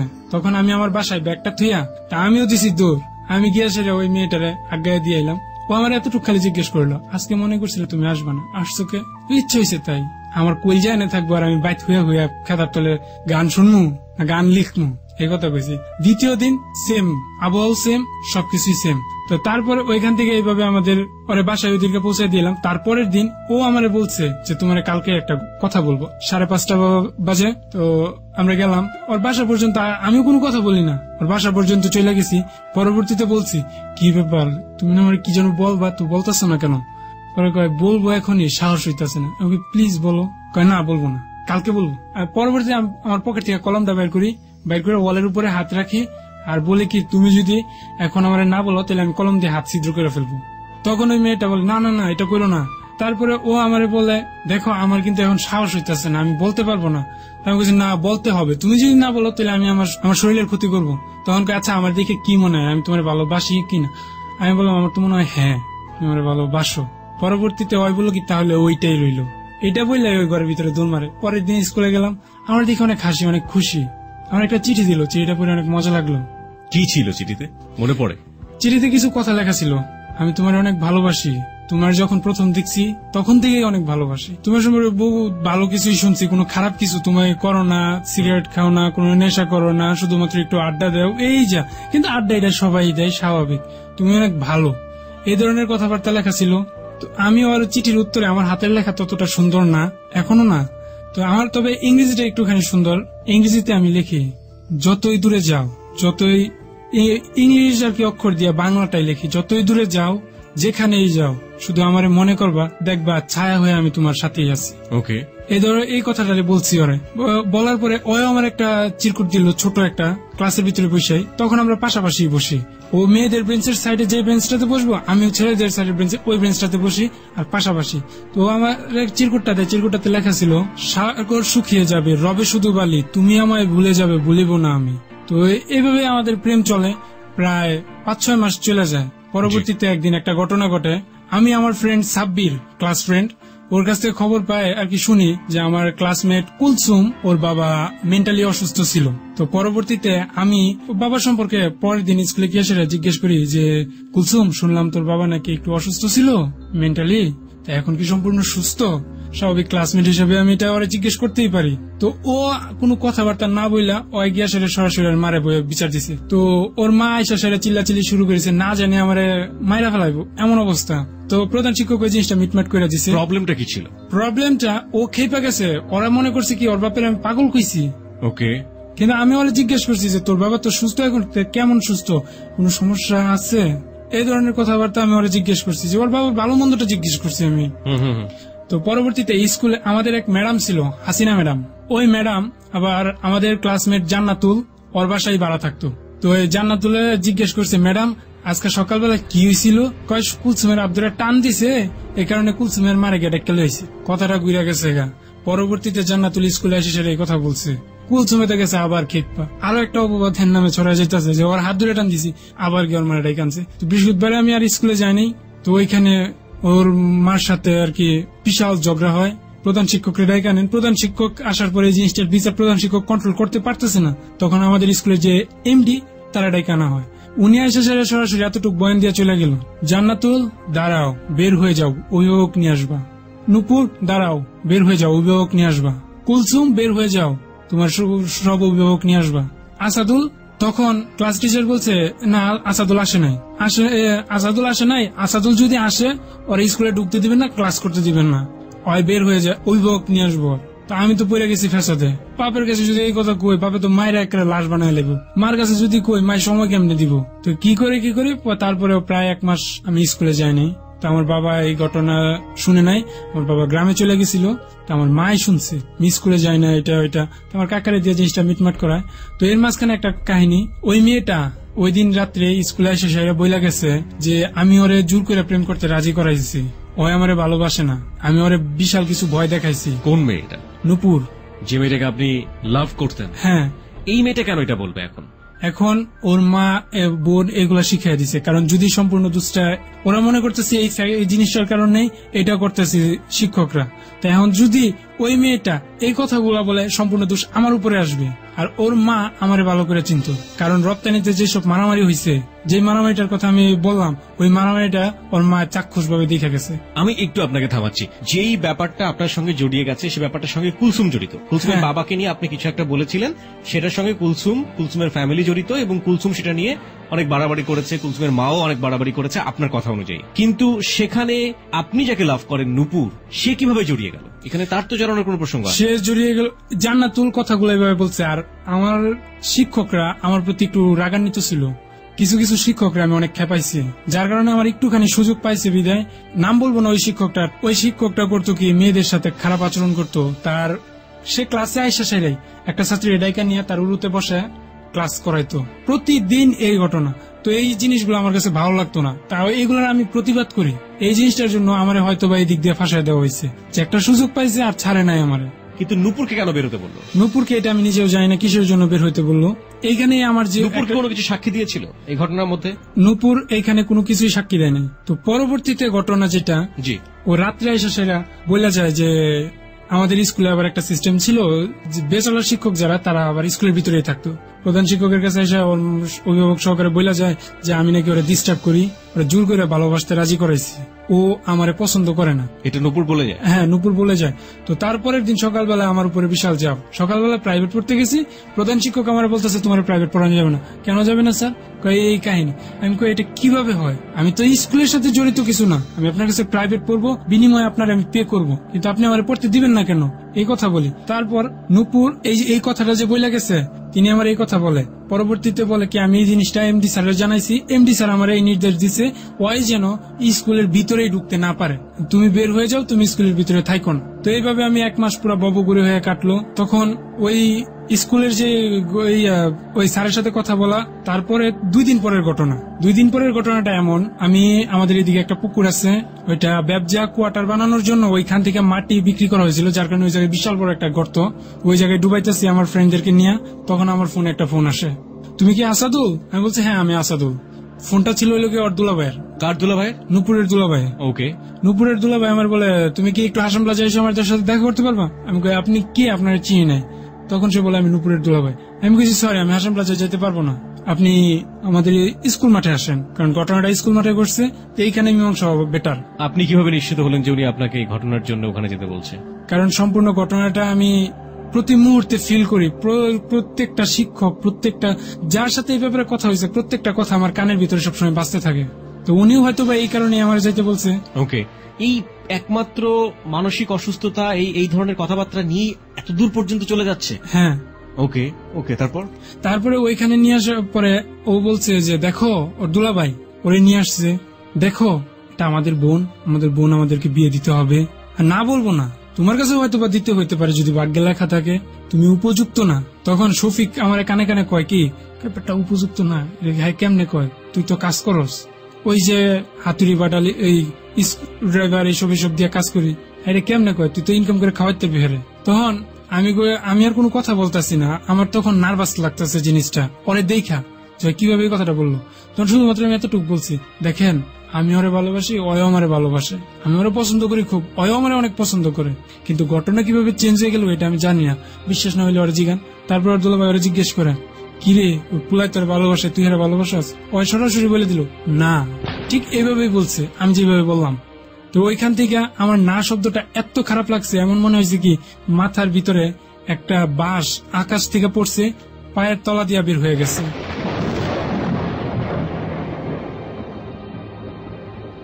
তারপরে এখান থেকে আমার ফ্রেন্ড শাকিল, তো শাকিল আমার নিয়ে একটু সরাইয়া দেয়, যাই যা এটা কি কাহিনী, এক মাইয়া গেছে, মাইয়ার শত দিয়ে আইব, এই ধরনের কথাবার্তা কয়ে আমার সরাই দেয়। আমি বলছি আচ্ছা ঠিক আছে, এই কথা কয়ে আমি এখান থেকে সরে আসি। তো আমাদের যে ওয়াশরুম ছিল স্কুলের, ওয়াশরুমটা 24 ঘন্টা খোলা থাকতো, কারণ ক্লাস চলতো সবসময়। তো আমি ওয়াশরুমে গিয়ে সেরা চোখ টোক মুছে একটুখানি চোখে পানি টানি দেই, তারপরে আমি কাঁদতাছি। তো আমি যে বললাম আমার সিনিয়রদের সাথে আমার ফ্রেন্ডশিপ হয়ে যায় নূপুরের সাথে কথা বলার প্রথম দিনে। তো তখন আমাদের সিনিয়র এক বান্ধবী আইসা দেখা, ওর নাম মিতু, ও আইসা বলে কি ব্যাপার আসাদুল তুমি কাঁদতেছো কে? আমি কইছি নূপুর এই কথা কইছে, কানতে কানতে বলছি হাউ মাউ কেরা। তো পরবর্তীতে নূপুর আবার ওয়াশরুমের সামনে দিয়ে হাইটা যাইতেছিল, তো ডাক দিছে ওই নূপুর দাঁড়াও, তুমি কি বললা, এটা কি বুগি যুগি? ওই কোনো কথাই শুনলো না, চুপ করে হাইটা গেছে গা। তো আমার কাছে খুব খারাপ লাগছে। তো 1 মাস কেটে গেছে, 1 মাসের ভিতরে আমার সময় কিভাবে কাটছে এটা আমি নিজেও জানি না। একটা মাস শুধুমাত্র আমার এতটুকু মনে আছে, ওই দিনটার পরে আমি যাই সেরা একজন বন্ধুর সাথে দেখা করি, ওরে বলি যে আমার গিয়া সেরা নেশা আইনা দাও, গাঁজা, ও আমার আয়না দেয়। তারপরে ওই গাঁজাগুলা আমি তাও কিভাবে খাইতাম, আমার শরীরের রক্ত করা, টিকটিকির লেজ, আপেলের বিচি শুকায়া, তেঁতুল পাতা শুকনা কইরা তারপরে খাইতাম। দাঁড়ান, মানে বিভৎস একটা জিনিস আমি যা শুনলাম। আমার প্রিয় শ্রোতা যারা আছেন এখানে তারা হয়তো পুরো ব্যাপারটা ক্লিয়ার হননি, কারণ এখানে টুটটুট শব্দ ব্যবহার করা হয়েছে। আমরা প্রসিডিউরটা আপনাদের সামনে প্রকাশ করতে চাই না। আমরা ঠিক জানি না যে ও যে মাদকটা নিচ্ছে সেটা আসলে এইভাবে এই সিস্টেমে নিলে সেটা কি রেজাল্ট দিবে, বা কারা ওকে বলেছে এভাবে নেওয়ার জন্য, আমি ঠিক নিশ্চিত না। আমি একটু পরিষ্কার হতে চাই আপনার কাছ থেকে। আপনি যে বললেন নিজের শরীরে ব্লাড নিতেন আপনি, প্লাস টিকটিকি লেস টেস কিসব নিয়ে আপনি গাজার মধ্যে মিক্সড করে ওটা আপনি খেতেন, এগুলো আপনাকে কে বলেছে? কিভাবে এটা করলে কি হয়? এগুলো আমি ওয়েবসাইট থেকে দেখছি, ইন্ডিয়ান একটা ওয়েবসাইটে গুগলে সার্চ দিছিলাম, তারপরে আসছে। গুগলে মানে কি জন্য সার্চ দিয়েছিলেন? গুগলে সার্চ দিছি যে কি, তখন আমার কাছে টাকা ছিল না, আমার চিন্তা ছিল যে নেশা করব। তো আমার একটা জিনিস আমি আপনার বলছি প্রথমেই, যে আমার বেশিরভাগ সময় কাটতো টিভির সাথে। তো দেখতাম সিনেমার ভিতরে নায়করা ছ্যাক খেলিয়ে এভাবে মদ খায়। তো আমার কথা ছিল যে আমি নেশা করব, ভয়ানক নেশা, যেটা ছ্যাঁকা খাইলে আপনি মদ খাবেন। হ্যাঁ হ্যাঁ, এরকম একটা ফিলিং ছিল আমার ভিতরে। ওকে, আপনি ছ্যাঁকা খাইছেন, তো আপনি কি করবেন? আমি নেশা করব, এই ধরনের একটা ফিলিংস আসে, টিভিতে দেখি। তো পরবর্তীতে আমি ঠিক এইভাবে নেশাটা, ভয়ানক নেশা আপনি করবেন সেটা বলছেন? হ্যাঁ। ভয়ানক নেশা মানে কি ধরনের ভয়ানক নেশা? ভয়ানক নেশা যেটা আমার অনেক নেশা হবে, কিন্তু আমার টাকা কম লাগবে, কারণ আমার কাছে তখন বেশি টাকা থাকতো না। এটা আপনি গুগলে সার্চ দিয়ে খুঁজে খুঁজে বের করেন একটা ইন্ডিয়ান ওয়েবসাইট থেকে? হ্যাঁ। ওকে, তো তারপরে এখান থেকে যে এইভাবে নেশা করতাম প্রায় একটা মাস, আমার যে কিভাবে কাটছে আমি এটা কোনো খোঁজ খবর জানি না। 1 মাস পরে একদিন আমি সকালবেলা উঠে সেটা কান্না করতেছি। আম্মুরে বললাম যে আম্মু এরকম এরকম এরকম আমার স্কুল থেকে বাইর করে দিচ্ছে, আমি স্কুলে যাবো। 1 মাস ধরে কইলি না, এখন কস কিনলি কে? 1 মাস। তখন আমি আমার সেলফোনে দেখি সত্যি সত্যি 1 মাস পাস্ট হয়ে গেছে, অথচ আমি এসবের কোনো কিছুই জানি না। শুধু নেশা করতেন? শুধু নেশা। নেশাটা কখন কখন নিতেন আপনি? আমি 24 ঘন্টায় আমার পকেটে সিগারেটের প্যাকেটের ভিতরে সবসময় গাঁজা বানানো থাকতো, গাঁজা এইভাবে বানায় রাখতাম আমি। তার পরবর্তীতে আমি স্কুলে ভর্তি হই, জিএসসি পরীক্ষাটা কোনোভাবে দেই। জিএসসি পরীক্ষা শেষ হয়, 2010-এর ব্যাচ ছিলাম জিএসসির। পরীক্ষার পরে শেষ পরীক্ষার দিন আমার শুধুমাত্র এতটুকু নিউজ হয় দেওয়া যায় যে আমি তো, তানিয়া আমাদের ক্লাসমেট, ও আমার সাথে বসেছিল, ও বসছে পিছনের সিটে। তো 2010-এ প্রথম যে জিএসসি ব্যাচটা ছিল, জিএসসি ব্যাচের ভিতরে হরতাল কি কারণে যেন অঙ্ক পরীক্ষার একেবারে সবার শেষে হয়, কুরবানি ঈদের উপরে, কুরবানি ঈদ না রোজার ঈদের পরে হয়। তো ওই রোজার ঈদের ওই পরীক্ষাটার দিনই আমার এই কথাটা বলে, আমি তো চলে যাব, আর হয়তো বা দেখা নাও হতে পারে, হতেও পারে। তাই বলে এটা নূপুর তানিয়ারে বলতেছে, তাও আবার চিল্লায় চিল্লায়। ওকে, মানে আপনাকে শোনানোর জন্য। হ্যাঁ হ্যাঁ, দেখা হতেও পারে নাও হতে পারে, আমার ক্ষমা করে দিও, এই কথা বলছে। তানিয়া কি আমার না কই, আর সরাসরি তারে কর, হ্যাঁ কয় আর কারে কম, তার কর কেউ নাই, তুই তো আসছিস, তোরই কইছি, এই কথা বলে ওইখানে কথোপকথন শেষ। বাসায় এসে পড়ি, সব শেষ, ওর সাথে দেখা সাক্ষাৎ নাই। জিসি পরীক্ষার পরে আমার কথা হইলো কি স্কুল চেঞ্জ করবো। ওই স্কুলে কোথায় গেল, কিভাবে কোথায় যাচ্ছে কিচ্ছু জানেন না আপনি? না, আমার ওর দিকে আর কোনো চিন্তাই নেই, স্কুল চেঞ্জ করবো। তখন আমার ভিতরে একটা চিন্তা আসতে থাকলো, ওই সময়টাতে আমি আবার গান শুনে শুনে আমার সময় কাটতো। তখন আমার চিন্তা আসলো যে আমি হয় রকস্টার হব, আর না হয় গ্যাংস্টার হব, দুইটার একটা। হয় রকস্টার হবেন অথবা গ্যাংস্টার হবেন। হ্যাঁ, কিন্তু রকস্টার হওয়ার কোনো স্কোপ আমার এলাকাতে ছিল না, কোনোভাবেই পাই নাই। পরবর্তীতে আপনার এই ধরনের চিন্তা কেন মাথায় আসলো যে আপনি হয় রকস্টার হবেন অথবা গ্যাংস্টার হবেন? আপনি তো হিপ হপ শুনতেন, আপনি বললেন। হ্যাঁ হ্যাঁ হ্যাঁ, তখন এই যে হিপ হপ গানে ততটা মজা লাগতো না, কারণ মনের ভিতরে ফিলিংসটা অন্যরকম হয়ে গেছে। তখন আপনি খুব মেটালিক গান শুনতেন, লাইক যেগুলোতে খুব খুব নয়েজি, খুব বেশি মেটাল, নিকৃষ্ট টু নিকৃষ্ট, গুটি দা ফেনাল, এই গানগুলো আর কি আমার বেশি প্রিয়। প্রিয় শ্রোতা, ও যে গানগুলোর কথা বলছে বা ও যে মিউজিক টেস্টের কথাগুলো বলছে, সেখান থেকে আপনাদেরকে খুব ছোট করে আমরা রাত দিন 24 ঘন্টা আমার কানে এটা লাগানো থাকতো, আমার রাত দিন 24 ঘন্টা। এখনো আমার দেখেন হেডফোনটা এইভাবে ঝুলানো আছে। Exactly, we are seeing that.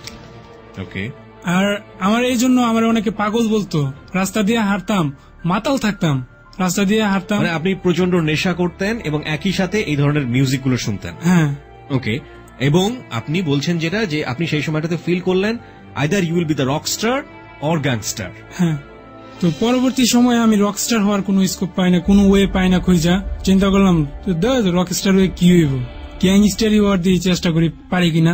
বহুত তো ছুটলাম রকস্টার হওয়ার, পারলাম না, কেউ কোনো হেল্প করে নাই। তো পরবর্তীতে আমি আমার কিছু ফ্রেন্ড, যে আরিফের কথা বললাম, ওই ছিল ফিটিং বাস। আরিফের কাছে যাই, আরিফ দোস্ত যে কোনো কাম কস, মায়েরা ফালানি থেকে শুরু কইরা ডাকাতি ছিনতাই যাই কস সব করতে রাজি আছি। হ্যাঁ করবি, হ্যাঁ করবো, সমস্যা নেই, তাহলে লজ গেল। ওর সাথে গেছি। আরিফ মানে যাকে দেখে সবাই ভয় পেত? হ্যাঁ হ্যাঁ হ্যাঁ, ওই ছেলেটা। তো ওর সাথে গেছি, প্রথমত ফিটিং ধরি, ছেলে মেয়ে একত্রে দেখলে কথাবার্তা কথোপকথন করে সেরা ওদেরকে পেঁচে ফেলা দিতাম। ওরা আমাদের সাথে কোনো কথা বলবো, কথা বললে আবার এখান থেকে একটু প্যাচ বুস ছুটে বের হয়ে যাবো, ওই ধরনের কোনো স্কোপই রাখতাম না।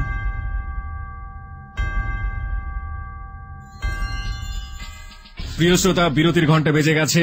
আমরা রকস্টার হলো না, শেষ পর্যন্ত গ্যাংস্টার হলো, সেটা আপনারা বুঝতেই পারছেন। রকস্টার হলে আজকে যাহা বলিব সত্য বলিবতে আসাদুলের থাকার কথা নয়, সে গ্যাংস্টারই হয়েছিল।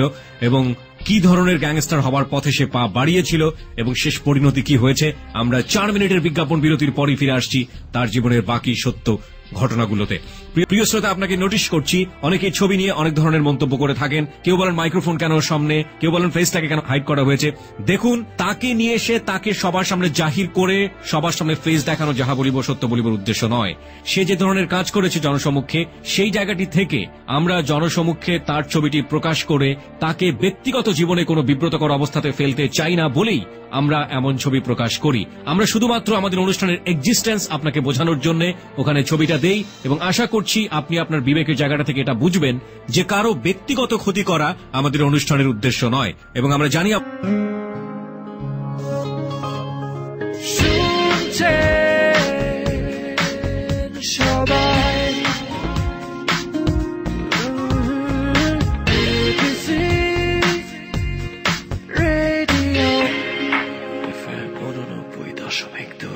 This track was downloaded from FusionBD.com.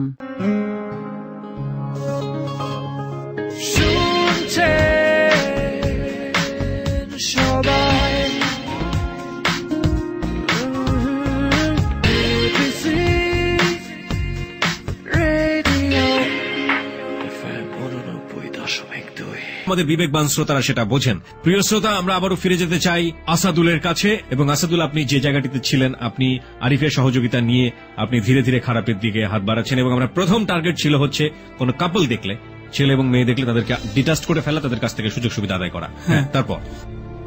তার পরবর্তীতে আস্তে আস্তে আমাদের একটু অভিজ্ঞতা বাড়তে থাকে এদিক দিয়ে। বিশেষ করে কি কাজ করতেন আপনি ওদের সাথে? ওদের সাথে গিয়ে বলতাম, এই কে তোমার? বলতো যে বোন। আচ্ছা ঠিক আছে আপু, তুমি চলে যাও, ঠিক আছে, ওর সাথে একটু কথা বলবো, ছেলেটার সাথে চিনা চিনা লাগতেছে কেমন জানি। তখন তুমি থাকলে একটু সমস্যা হয়ে যাবে, বুঝো না, অনেকে অনেক দিয়ে নিয়ে যাবো গা। আবার যদি তোমার অভিভাবক দেখে। কোথা থেকে ধরতেন এই কাপলদের? রপ্তানি ডিপিজেড বাস স্ট্যান্ড, ওভারব্রিজের উপর থেকে। ওভারব্রিজের উপর থেকে দাঁড়িয়ে থাকলেই ধরে ফেলতেন? হ্যাঁ, ওভারব্রিজের উপরে দাঁড়িয়ে কথা বলা মানে নেই, আমাদের শিকার হয়। কয়জন থাকতেন আপনারা গ্রুপে? গ্রুপ বলে কোনো কথা নেই, এখানে আমি একলা থাকলেও আমি একলা ওই কাজটা করতে পারতাম। আচ্ছা, তারপর কি করতেন? তার পরবর্তীতে ওই জায়গায় গিয়ে সেটা ওদের সাথে মেয়েটারে বিদায় করে দিতাম, মেয়েটা চলে যাক। তারপর ছেলের সাথে কথা বলতাম, তোমার কি হয়? প্রথমে যদি বলতো বোন, কেমন বোন? চাস্তু বোন। ওই বেটা, চাস্তু বোনের লয়ে ঘুরতে আইসোস, সাহস তো তোর কম না? তো চাস্তু বোনের লয়ে ঘুরতে আই মানুষ, আপন বোন হইলে একটা কথা আসছেন। তখন যদি আমাকে মাই খায় কয় না এটা আমার আপন বোন, আরো মায়ের, তাহলে প্রথমে চাস্তু বোন গুলিকে নিশ্চিতের ভিতরে কোনো কাপলা আছে। এরকম ভাবে আর কি কথার পেঁয়াজ ঘুষ করে আসে না। চারদিকের জনগণ আমাদের যে গেট আপ থাকতো, এখন হয়তো আমার দেখে অনেক কি মনে হইতেছে, কিন্তু আমাদের গেট আপ যেটা থাকতো ওইটা দেখে মনে করতো মনে হয় এলাকার কোন একটা প্রভাবশালী লোকের ছেলে, মারতাছে, কিছু বলা যাবে না, এই ধরনের চিন্তা ভাবনা করে সাইড কেটে চলে যেত। আর বাদাইল যেসব লোকজন আছে, বাদাইল ওরা প্রচন্ড ভীতু, প্রায় এত ভয় পায়, ওরা কিছুই বলতো না, চুপ করে পাশ কেটে চলে যেত। তারপরে এই ছেলেটার কাছ থেকে আমরা যা আদায় করার করে নিতাম, একটা সেলফোন 2-3 হাজার টাকা পেলে ব্যাস, আর কি লাগে, আমাকে চলে যেত। এইভাবে আস্তে আস্তে আমাদের একটু ছোট ছোট করে শুরু হয়, পরবর্তীতে লোভ লালসাটা আরো বড় হয়। তখন যদি দেখতাম, আমরা তখন একটা গ্রুপে আসি 5 জন, আগে আসতাম 2 জন 3 জন, এখন আসি 5 জন। তো তারপর 5 জন মিলা যদি গ্রুপে কাউরে আসতে দেখতাম তাদেরকেও ধরতাম। গ্রুপ যদি দেখতাম 5টা ছেলে আসতেছে, অ্যাটাক দৈরা কই যাস, এই এনে হেনে যাইতেছি, গাঁজা খাস? না ভাই, আমরা তো এসব খাই না। তো চেহারা এমন দেখা যায় কে চেপ্পালা তোমার, তখন হেরাও ভয় পেয়ে যেত। কারণ আমি ছোট আর কি, যখন 7-এ পড়ি তখন থেকে আমি অনেক লম্বা চূড়া, আর আমি অনেক মোটা ছিলাম আগে। তো তখন প্রথম তোর চেহারা এরকম কে, মানুষ হইতেই পারে স্বাভাবিক, মানুষের আকৃতি। তো এরকম কথাবার্তা বলে ওরে পেছে ফেলা যেতাম, ওর কাছ থেকে ওইভাবে আদায় করে নিয়ে যা। যদি মানুষ কেউ এসে জড়ো হইতো, হয়তো বা এলাকার কোন মানুষ দেখছে, আরে ভাই আপনি কেমন আছেন ভাই, এই তো ভালো, মানে এমন একটা ভাব করতাম ওই লোকটার সাথে, লোকটারে আমরা খুব ক্লোজ ভাবে চিনি। তখন লোকটা বলতো কি হয়েছে ভাই, আর কই না, গাঞ্জা খায় হেরা, গাঞ্জা খুর, এনে বই বই গাঞ্জা খাইতে, সাহস কত বড়, এই কারণে ধরছি। লোকটা চলে যেত গা, খালি কইতো দে চিটটা, আরো শেষ, আর কোনো কথা নেই, আর কিচ্ছু কইতো না এরা। তো তখন তাদের কাছ থেকে নিতাম। তো এইভাবে আরো একটা বড় পর্যায়ে চলে যায়। তখন একদিন রাত 12টা একটা লোক বাস থেকে নামছে, রপ্তানি বাস স্ট্যান্ড। আমরা লোকটার পাশে গেলাম, অটো মোটো নাই, কি যে করি এখন, কেমনি জামু, এই ধরনের কথাবার্তা বলতেছি। পরে ওই লোকটা বলে কি ভাই কই যাবেন? আমি ভাই এই তো সামনে যাবো, শ্রীপুরের এই দিক। আমিও তো ওই দিক যাবো, একলা একলা যাবো কেমনি, এই কারণে ভয় পাইতেছি। কে ভাই ভয় পান কে? আমার সাথে অনেক কিছু আছে। লোকটা মনে করছি কি আমরা হয়তো সাধারণ ওর সাথে ফ্রেন্ডশিপে একটা আচরণ করবো, ফ্রেন্ড হলো, আমাদের সাথে ওর বাড়ি পর্যন্ত পৌঁছে যাবো। তারপরে আমাদেরও একটা ওই দিনকার রাত্রে লেগে বিশাল বড় একটা শিকার পাইলাইছি, আমাদেরও লুবে চোখ জল জল করতেছে।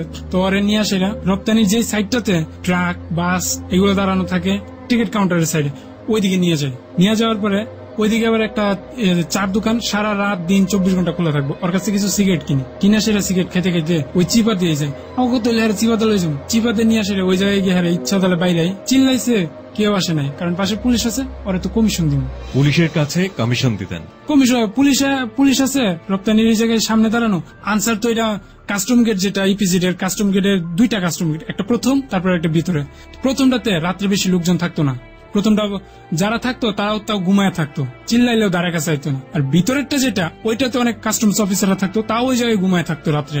আর এদিকে যে রপ্তানি বাস স্ট্যান্ডে যেসব পুলিশ থাকতো, ওগুলোকে তো আমাকে ভালোই ভাই ব্রাদার সম্পর্ক, ধরতে গেলে পারি না হ্যাঁ করে দিয়ে আমাকে কাজগুলো করায়, তো ওদেরকে টাকা দিতাম এসব করে।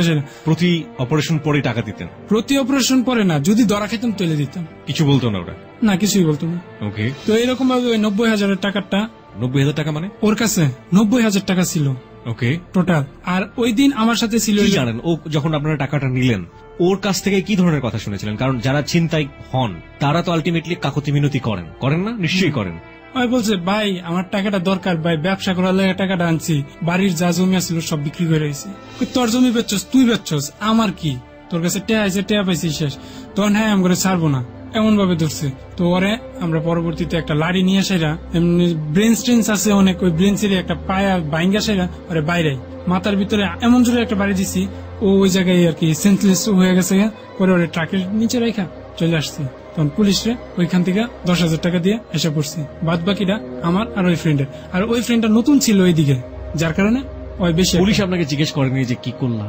পুলিশ আমার কিচ্ছু বলে না। আমি বলছি কি ওইখানে একটা পড়ে রয়েছে, সেন্সলেস অবস্থায় মনে হয়, একটু নিয়ে পৌঁছে দিয়া হোক, এই যা। পরবর্তীতে পুলিশ হয়তো পৌঁছে দিছে কি দিছে না তা যায় না। তবে পরের দিন লোকটারে আমি রপ্তানি বাস স্ট্যান্ডে দেখছি। কিভাবে দেখছেন?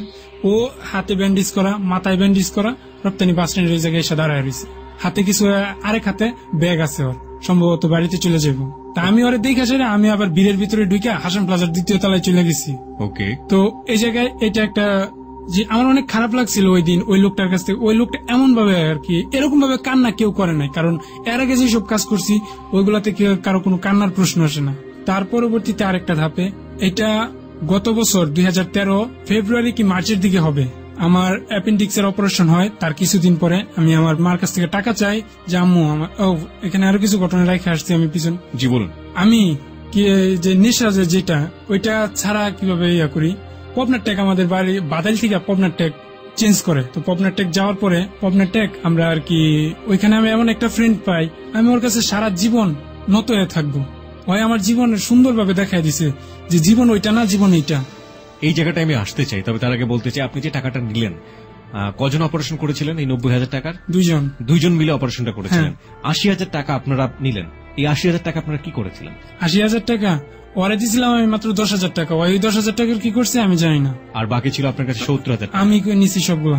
এই টাকা দিয়ে কি করেছিলেন? নেশা। সম্পূর্ণরূপে নেশা? হ্যাঁ। তখন আপনি কি ধরনের নেশা নিতেন? তখন একটুখানি আমার প্রমোশন হয়েছিল নেশার দিক দিয়া। গাঁজা থেকে তখন একটু বাংলা মদ আর হিরোইন নিতাম। হিরোইন নিতেন? হ্যাঁ। ওকে, আপনি যেখানটাতে বলছিলেন যে আপনার ফ্রেন্ডের কাছে আপনি অনেক বেশি কৃতজ্ঞ, হ্যাঁ, সেখান থেকে শুনি। ওর নাম, সম্পূর্ণ নাম, রিয়েল নামটা না বলি, ওরে আমি যে নামে ডাকতাম সবসময় ওই নামটাতেই বলি ওরে, ফরাজি। ওর বাবার 3 নম্বর সন্তান ছিল বলে ওরে বলতাম ফরাজি 3। তো ওর কাছে আমি খুবই কৃতজ্ঞ। দনু নামের আমার এক ফ্রেন্ড, ওর সাথে আমার পরিচয় করায় দেয় পপনার টেক যাওয়ার পরে। তো ওই ফরাজির সাথে পরিচয় হওয়ার পরে ওর সাথে সারাটা দিন কাটতো আমার। সারাদিন ওই আসলে ওই লোকে এলাকার ভিতরে 1 নম্বর ড্যাম না, ববগুড়ে যা বলা হয়। ববগুড়েরা যেমন সারাদিন ঘুরতো, আর পা একটুখানি সময় লেগেও থামতো না। ওকে। ফরাজি আমার বললো যে তুই যা করতেছস এটা কিন্তু জীবন না, এটা আমি ইচ্ছা করলে করতে পারি। এই যে বিশুহারা করে এগুলো খুব সম্মান দেয় না, এইভাবে কিছু কথাবার্তা বুঝায়। পরে তো বুঝায় যে আরিফে যা করে, আরিফে কতটুক সম্মান পায়, কোন একটা মানুষের কাছে সম্মান পায়। তখন আমি একটা সম্মানের দিক দিয়ে আর কি চিন্তা করতে থাকি যে আসলে আমার জীবনে কিছুই না। আপনার এই ফ্রেন্ড তো আপনাকে বোঝাচ্ছে, আপনি তখন আপনার বর্ণনা অনুযায়ী এমন ভাবে ড্রাগ অ্যাডিক্ট যেটা আপনার চেহারায় বা আপনার আচরণে ফুটে ওঠার কথা। আপনার বাবা মা কি এই ব্যাপারটা বুঝতো না? পরিবারে না, কিচ্ছু বুঝতো না? না। আমি একটা কথা বলি, আমি আমার রুমের ভিতরে থাকতাম, শুধুমাত্র বাহির থেকে যদি দেখতো আম্মু লাইট জ্বলতেছে, বাইরে জুতা আছে, দরজার ভিতর থেকে আটকানো, ঘরে আসছে, আম্মুর আর কোনো চিন্তা নাই। ঘরের ভিতরে আমি কি করি ওইটারও দেখার বিষয় না। সে কখনো নক করে দেখতো না ঘরের ভিতরে? কখনোই না। আপনি ঘরের ভিতরে নেশা নিতেন? হ্যাঁ। ঘরের ভেতর আপনি নেশা নিতেন? বাবা মা থাকা অবস্থায় নিতেন? বাবা মার ঘরে আর আমি আমার ঘরে বসে নেশা করতাম।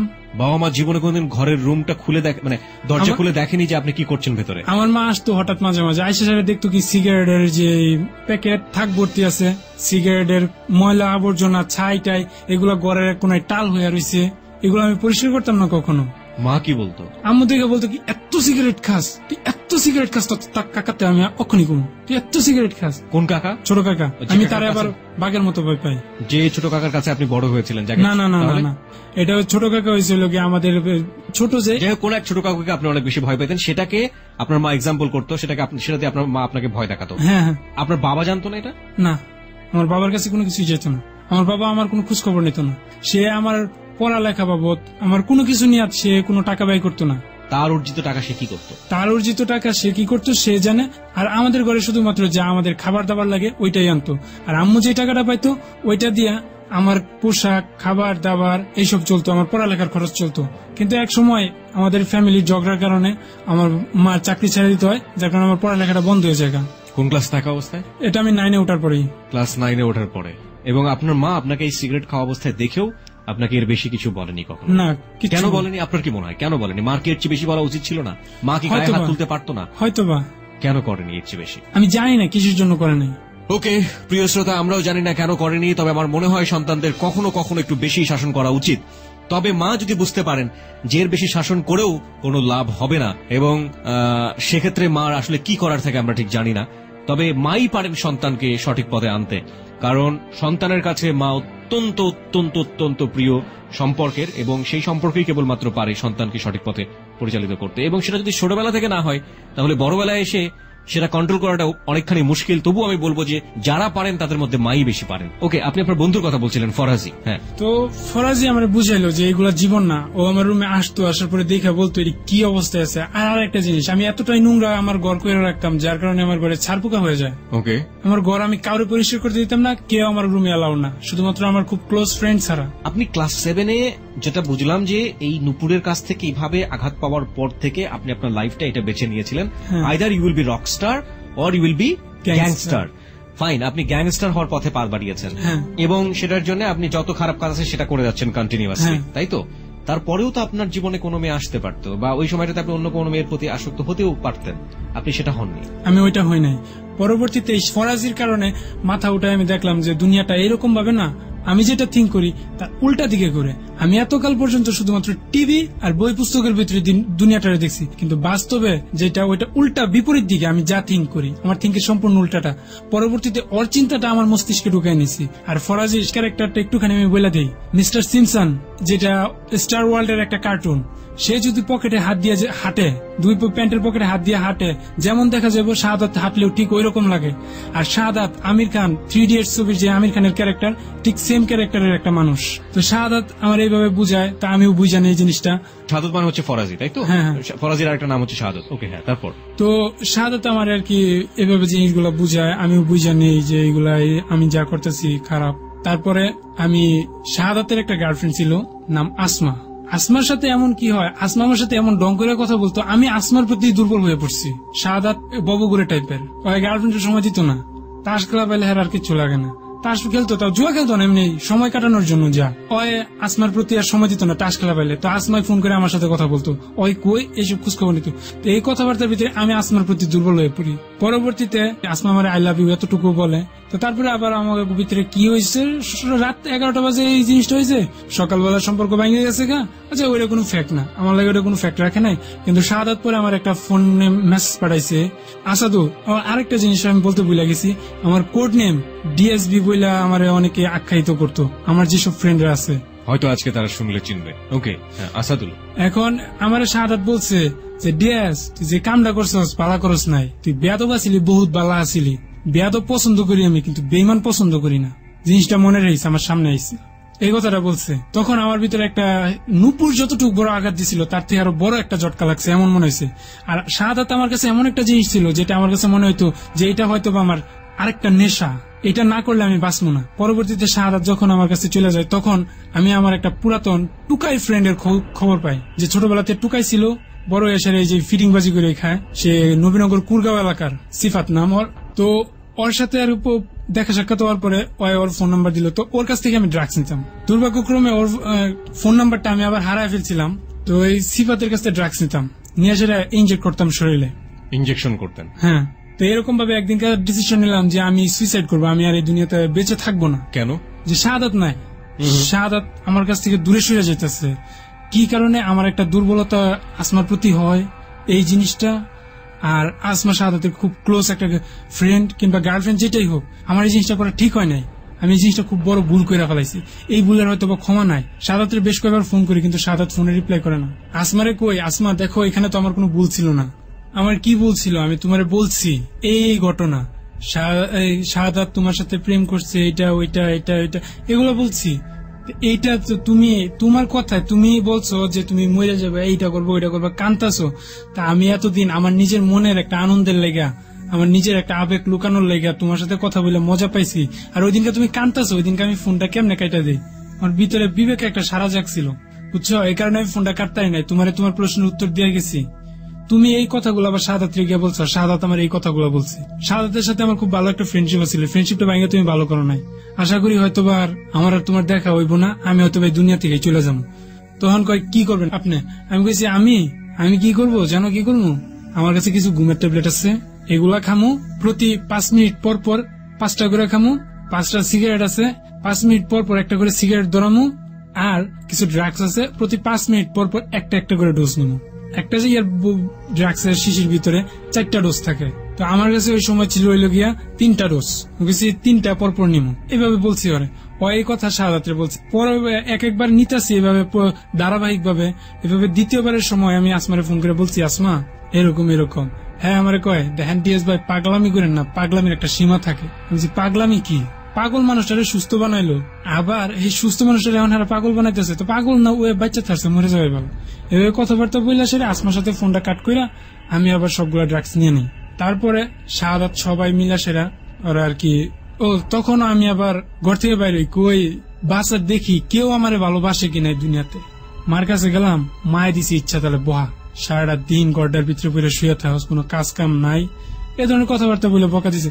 তখন আমি পর্যাপ্ত পরিমাণে বড় হয়ে গেছি গা, পড়ালেখা করি না, যার কারণে মনে করেন যে পরিবারের কাছে একটা বুঝে হয়ে গেছি গা। তো মায়ের বকে, মার কাছে বকা গুলা শুনে খুব খারাপ লাগলো। তো তখন আমার এক ফ্রেন্ড টিয়ার খানের কাছে গেলাম, গিয়া বললাম যে কি করস? দেখি কি ওই রান্না করতেছে, ওর মা বাড়িতে গ্রামের বাড়িতে চলে গেছে, তো ও রান্না করতেছে। কয় দোস্ত রান্না করতেছি, এখন সময় দিতে পারবো না, পরে আয়। আর টিয়ার খানের একটা জিনিস আমার কাছে খুব হাস্যকর, অনেক কষ্টের, সব দিক দিয়ে মজা লাগে। ও আজ পর্যন্ত আমার সময় দিতে পারে না, শুধুমাত্র ওর ঘরে বসে বসে যদি বিয়ে খাই তাহলে ওর সাথে সময় হয়, তাছাড়া আর কখনো ওর সাথে কোনো সময় নেই। তখন টিয়ার খানও বললো কি সময় নাই, আমি আমার মতো আমার বাসায় ফেরত আসলাম। পরে আম্মাই তো ওই যে ওই বকা শুরু করছিল, বকতেই আছে। তখনকে আম্মায় বইকা টুইকা গড়তে বাইরেছে, পানি ভরতে বালতি বাইরে পাচ্ছিল, তা আমি একটা ব্লেড নিয়ে এসে আমার হাতে পুষ মারি, শিরা কেটে ফেলি। কাটার পরে দরজার সামনে আমার এক ফ্রেন্ড এসে হাজির। তো ও এসে বলে, কি ব্যাপার ডিএস, কি করতেছো? তোমার কি কথা আছে? আমি বলছি কি এর কথা? কোনো কথাবার্তা নাই আমার লগে, কারো কোনো কথা নাই। পরে ধাক্কা মেরে ফালাই দিই, আমার ঘরে গিয়ে আসলে আমি দরজা আটকে বসে থাকি। তখনকা আমি ও এসে আমার ডাকে, আমি বলছি ওই এনে কি করস, সরেনতে। ওই চলে যায়, ওই রাগ করছে, মনে করে আমি ওর সাথে এত খারাপ বিহেভ করলাম, হয়তো আর আমার ভিতরে কি হইতেছে এটা তো আর ওই জানে না, ওই রাগ করে চলে যায়। পরবর্তীতে আমি গান শুনতেছি, আপনার ড্রাগস এরিয়াতেও একসঙ্গে আমার মৃত্যু হইতেছে না, ঘুমের ট্যাবলেটের একসঙ্গে আমার মৃত্যু হইতেছে না, আর সিগারেটেরও আমার মৃত্যু হইতেছে না। তো অতঃপর আমার যে কইলাম শিরা যে কাটা হয়েছে, এটার কারণে আমার শরীরটা একটু দুর্বল দুর্বল লাগতেছে, শরীরে রক্ত পড়তেছে অনেক। পরবর্তীতে আমি গান শুনতে থাকি, তা আমার ভিতরে একটা অনুভূতি জাগে যে একটা সময় আমি গান শুনে বেঁচে থাকতাম, গান শুনে আমি সময় কাটাইতাম, গানই আমার সব ছিল। নিকৃষ্ট 3 যদি রিলিজ হয় তাহলে আমি কেমনে শুনবো যদি এই দুনিয়াতেই না থাকি? দুনিয়াতে শাহাদাত নাই তো কি হয়েছে, বহুত সুন্দর যেমন বাকি আছে। অর্থহীনের গান আরো রিলিজ হইব, আমি ওইগুলো সব শুনবো, তারপরে এই দুনিয়া থেকে বিদায় নিব। আমার আগে ভাই মরবো, তারপরে আমি মরবো। ভাই বলতে সুমন। এই কথা চিন্তা করে সেরা আমি আমার ফোনটা নিয়ে সেরা, আমার শরীর কাঁপতেছে তখন। একে তো ড্রাগসের একটা অ্যাকশন করতেছে শরীরে, আর তারপরে আরেকটা জিনিস আমার শরীর থেকে রক্ত অনেক জোরে পড়তেছে। তাও একটা মেসেজ লিখছি বহুত কষ্ট করে, আমি আমার হাতে শিরা কাইটা ফেলাইছি, বিদায়। একটু লেগে সেটা আমার ফোনে যতগুলা নাম্বার ছিল সবগুলা নাম্বার মার্ক করে মেসেজটা পাঠিয়ে দিছি। সবগুলা নাম্বারে মেসেজটা গেছে। আমার সব ফ্রেন্ডরা একের পর এক ফোন, কোথায় আছো? নাদিম নামের একটা ফ্রেন্ড আছিল আমার, তো উনি আবার আমাদের থেকে বয়স অনেক বড়, তাই তারা নাদিম ভাই বলে রাখতাম। নাদিম ভাই কইলাম কি, নাদিম ভাই আমি আমার রুমে আছি। নাদিম ভাই এসে তো হেরা সবাই আমার বাড়িতে হাজির। হায়রা দরজা বাইরে খুলি না শাক করে এসে বলে কি ডিএস দরজা খুলো। তখনকার আমার এই যে গানের প্রতি যে একটা আগ্রহ জাগলো যে দুনিয়াতে এখন অনেক সৌন্দর্য বাকি আছে দেখার, তখন দরজাটা খুইলা দিই। শাকে ওরা সবাই মিলে আমার দরাদরি করে নিয়ে একটা ফার্মেসি ওটার ভিতরে নিয়ে সেটা সেলাই টেলাই করে। ওইখানে ওই ডাক্তারটা আবার ভালোই প্রশিক্ষণ প্রাপ্ত ডাক্তার, তো উনি সব সেলাই টেলাই করে দেয়। যাক আমি বাঁচা যাই। পরে বললো কিছু ওষুধ দিছে গাটা শুকানোর জন্য, তো খাইলাম, ওই সব সাইরা গেছে, সারাতের সাথে কোনো কথা নাই। পরবর্তীতে আমরা ওই পাবনার টেক থেকে বাদাই। এই যে আপনি এগুলো করছেন, আপনার ফ্যামিলি তখনও কোনো স্টেপ নেয়নি আপনার জন্য? লাইক আপনার মা তো দেখা উচিত ছিল যে আপনার শিরা কেটেছে, আপনি এগুলো করছেন, আপনার বাবার তো কিছু বলা উচিত ছিল। আমার বাবা আমার সাথে কখনো কোনো কথা বলতো না। আপনার মা কি বলেছিল এই ঘটনার পরে? আমার মা শুধু এই জিনিসটা দেখে সেটা বলছে যে এই কাজটা কি লেগে করলি। মা আমি তো বকতেই পারি। মা মনে করছে কি শুধুমাত্র মা বকছে দেখে আমি করছি।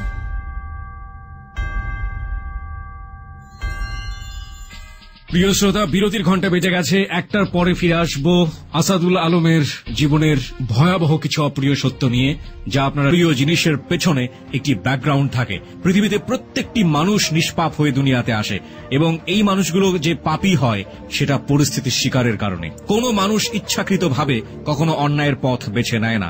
আজ পর্যন্ত যাহা বলিব সত্য বলিবতে যতগুলো ঘটনা আমরা এখানে আবিষ্কার করেছি, প্রত্যেকটি ঘটনার পেছনে কোনো না কোনো কারণ ছিল। যে কারণই থাকুক না কেন, যে অপরাধের জন্ম হয় এই কারণগুলোর কারণে, সেই অপরাধ সেই ব্যক্তিটিকে কখনো ক্ষমা করে না, এবং তার পরিণতি শেষ পর্যন্ত ভয়াবহ হয়। আমরা আশীর্বাদ পুষ্ট এই অর্থে যে এই অপরাধী মানুষগুলো নিজের বিবেকের তাড়না বোধ থেকে, নিজের বিবেকের জায়গাটা থেকে মনে করেন যে তার মতো করে সমাজের অন্য কোনো মানুষ যেন কখনো অপরাধ না করেন। সেজন্যই তিনি আসেন যাহা বলিব সত্য বলিবতে, এবং স্বীকার করেন কি ভুল তিনি করেছিলেন, কেন করেছিলেন, এবং তার শেষ পরিণতি শেষ পর্যন্ত কি হয়েছে। এই অর্থে যে তার মতো করে আপনি যেন কখনো ভুল না করেন, তার মতো পরিণতি যেন আপনার কখনো না হয়, এবং তার মতো পরিণতি যে কারণে হয় সেই পরিস্থিতির সৃষ্টি যেন কখনো কেউ না করে। প্রিয় শ্রোতা, আমরা ফিরে যেতে চাই আবারও আসাদুল আলমের কাছে। হ্যাঁ, যেটা শুনছিলাম, তারপর ওই জায়গা থেকে আম্মু আর আমার কিছু বলে না এই জিনিসটা নিয়ে। তো আমি সুস্থ হয়ে উঠি। তারপরের দিন থেকে আর কি অন্যরকম ভাবে চলতেছি, কেউ আমার সাথে সহজে সময় দেয় না, এটা ওইটা। তবে রুমান নামের একটা ছেলে ছিল, ও আমার একটু সময় দিত তখন। আবার ওরা আমার সময় দিত বলতে আমার সাথে গিয়ে যে খারাপ কাজ করবো এই ধরনের কাজে লিপ্ত হতো না। আমি ওইটা আমি একা করতাম, আর আমার ওই দিক দিয়া আরো কিছু ফ্রেন্ডস আছিল, ওদের সাথে গিয়ে আমি খারাপ কাজগুলো করতাম। তো রুমানের সাথে 3-4 দিন ভালোই সময় কাটে। তারপরে আমি আবার বাদাইল চলে আসি। বাদাইল আসার পরে আমি তখন একটা ফ্যাক্টরিতে চাকরি নিয়েছিলাম, প্রায় মাসখানিকের মতো চাকরি করার পরে আমার পেটে অ্যাপেন্ডিক্সের সমস্যা দেয়, যার কারণে আমার অপারেশন করতে হয়। চাকরিটা আমার চলে যায়। তখন আমি ওই জায়গায় প্রায় 8-9 দিনের মতো গেছে। তখন সিলাই টিলাই আর কি শুকাইছে কিছুটা, আর হালকা একটু বুঝে জমাট বাইন্দা আছে কিছুটা এরকম। তো এমন সময় ওই যে আমার এক বান্ধবীর নামটা বলতে চাই না, ও এসে আমার বলছে যে আসাদুল এই ঘটনা ঘটছে, তো এখন কি করি। কিসের ঘটনা? একটা ছেলে নিশ্চিন্তপুরে, ওর সাথে প্রথমে ফ্রেন্ডশিপ হয়, তারপরে প্রেম হওয়ার পরে বলছে এটা খুব বাজে, যার কারণে ওই ছেলেটার সাথে রিলেশন বাদ দেয়। পরবর্তীতে ওই ছেলেটারে আরেকটা বন্ধু আরে প্রপোজ করে। সেটা অনেক ভদ্র টদ্র সাহেব আর কি সব দিক দিয়ে উপস্থাপন করলো আর সামনে, ওর চেয়ে ভালো আর এই দুনিয়াতে আর কেউ নাই। তখন ও এসে বলে কি আমার সাথে ওর তো সব হয়ে গেছে বলতে ফিজিক্যাল রিলেশন হয়েছে। এখন ওই ছেলেটা আমার সাথে খুব খারাপ বিহেভ করতেছে। কোন ছেলে? সেকেন্ড জন বন্ধু? হ্যাঁ, সেকেন্ড জন। পরবর্তীতে আমি কই আচ্ছা ঠিক আছে সমস্যা নাই, তোর কোনো ভিডিও কিংবা ফটো তো নেয় নাই? কয় না, ওই ধরনের কিছু নেয় নাই। আচ্ছা ঠিক আছে, তাহলে আমি দেখতেছি ব্যাপারটা। এখানে আরো একটা কিছু কথা, তখন আমি একটু শয়তানি শুরু করছি ওর সাথে। বলি যে তোর যে আমি তোর বাপ লাগি না ভাই লাগি, তোর ওই আমি কাজ করবো, তোর লগে আমার কোনো সম্পর্ক আছে? এতদিন পরে আইসোস আমার কাছে, এ ধরনের কিছু কথাবার্তা বলে ওরে আগে আর কি উপহাস করি প্রথমে। পরে হ্যাঁ আমার কয় আচ্ছা যা তোর টাকায় দিব। আমি বলছি টাকা দিবি তাহলে আমি করতে পারবো, সমস্যা নেই, আমার কথা লেগে টাকা পাইলে আমি আবার নেশা করতে পারবো। তখন আমার লোভে আবার ওই স্মৃতিগুলার ভিতরে মেয়েটা কি চাচ্ছিল? মেয়েটা চাচ্ছিল যে ওই পোড়াগুলার আমি ধরে মারি, ভয়ানক মার দিই। তারপরে ওর এই কাজটা করার শুরু, আবার সূত্রপাত ঘটে আমার এই জিনিসগুলার দিক দিয়া। ও আমার এইসব কথাবার্তা ওর সাথে শেষ। পরে বললাম যে আচ্ছা ঠিক আছে তোর এটা ব্যাপারটা আমি দেখতেছি। তখনকার আমি গিয়ে সেরে ওই পোলা দুইটারে একটারে প্রথমত একটা ওই যে জায়গাটা ছিল নিশ্চিন্তপুর, জঙ্গল টঙ্গল অনেক কিছু জুবজার। তাজরিন ফ্যাশন যে পুড়ে গেছে একটা অফিস, সম্ভবত শুনছেন, একটা বিশাল বড় একটা হিস্টোরি ঘটায় গেছে। ওই ফ্যাক্টরিটা যেই জায়গায়, এইটাও ঠিক ওই জায়গা। তাজরিন ফ্যাশন থেকে কিছুটা দূরে জঙ্গল, 2 সাইডে রাস্তা, ওই দিক দিয়ে হাইটা যাইতাছি। তো ওই ছেলে 2টা ওই দিক দিয়ে যাইতেছে। তা আমি প্রথমে একটা বাঁশ, মরা বাঁশ, শুকনা একেবারে কটকরা, ওইটা ধরে টান দেই, মাটি থেকে উগড়ে আসে। জিনিসটা একেবারে হকি স্টিকের মতো দেখতে হয়েছিল। বাঁশের গুড়ালি কিন্তু অনেকটা বাঁকা থাকে, হকি স্টিকের মতো। ওইটা দিয়ে একটা বাড়ি মারি ওর মাথায়, একটা ছেলে। তো ওর মাথা ফাইটা যায়, ওই মাথাটা ধরে ও মাগুকে একটা চিলাইদের সামনে দিয়ে গিয়ে সে এক জুপের আড়ালে পলায় যায়। আর আরেকটারে আমি আরেক হাত দিয়া কলারে দইরা ইচ্ছা তোলে ঘুষাইতে থেকে নাকের দিক দিয়ে। আমি তখন ন্যাশনাল জিওগ্রাফি আর ডিসকভারি চ্যানেল বেশি দেখার কারণে মানুষের শরীরের উইকনেস পয়েন্ট গুলা কি এগুলো জানতাম।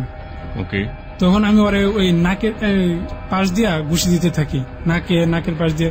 তোর নাক দিয়ে রক্ত বের হয়ে যায়, আর ও আর কি সেন্সলেস এর মতো অবস্থা, মাটিতে পড়ে যায়। তখন আমি আমার কনি দিয়ে সেটা ওর বুকের পাঁজরের নিচে ওই জায়গায় কনি দিয়ে একটা জোরে আঘাত করি।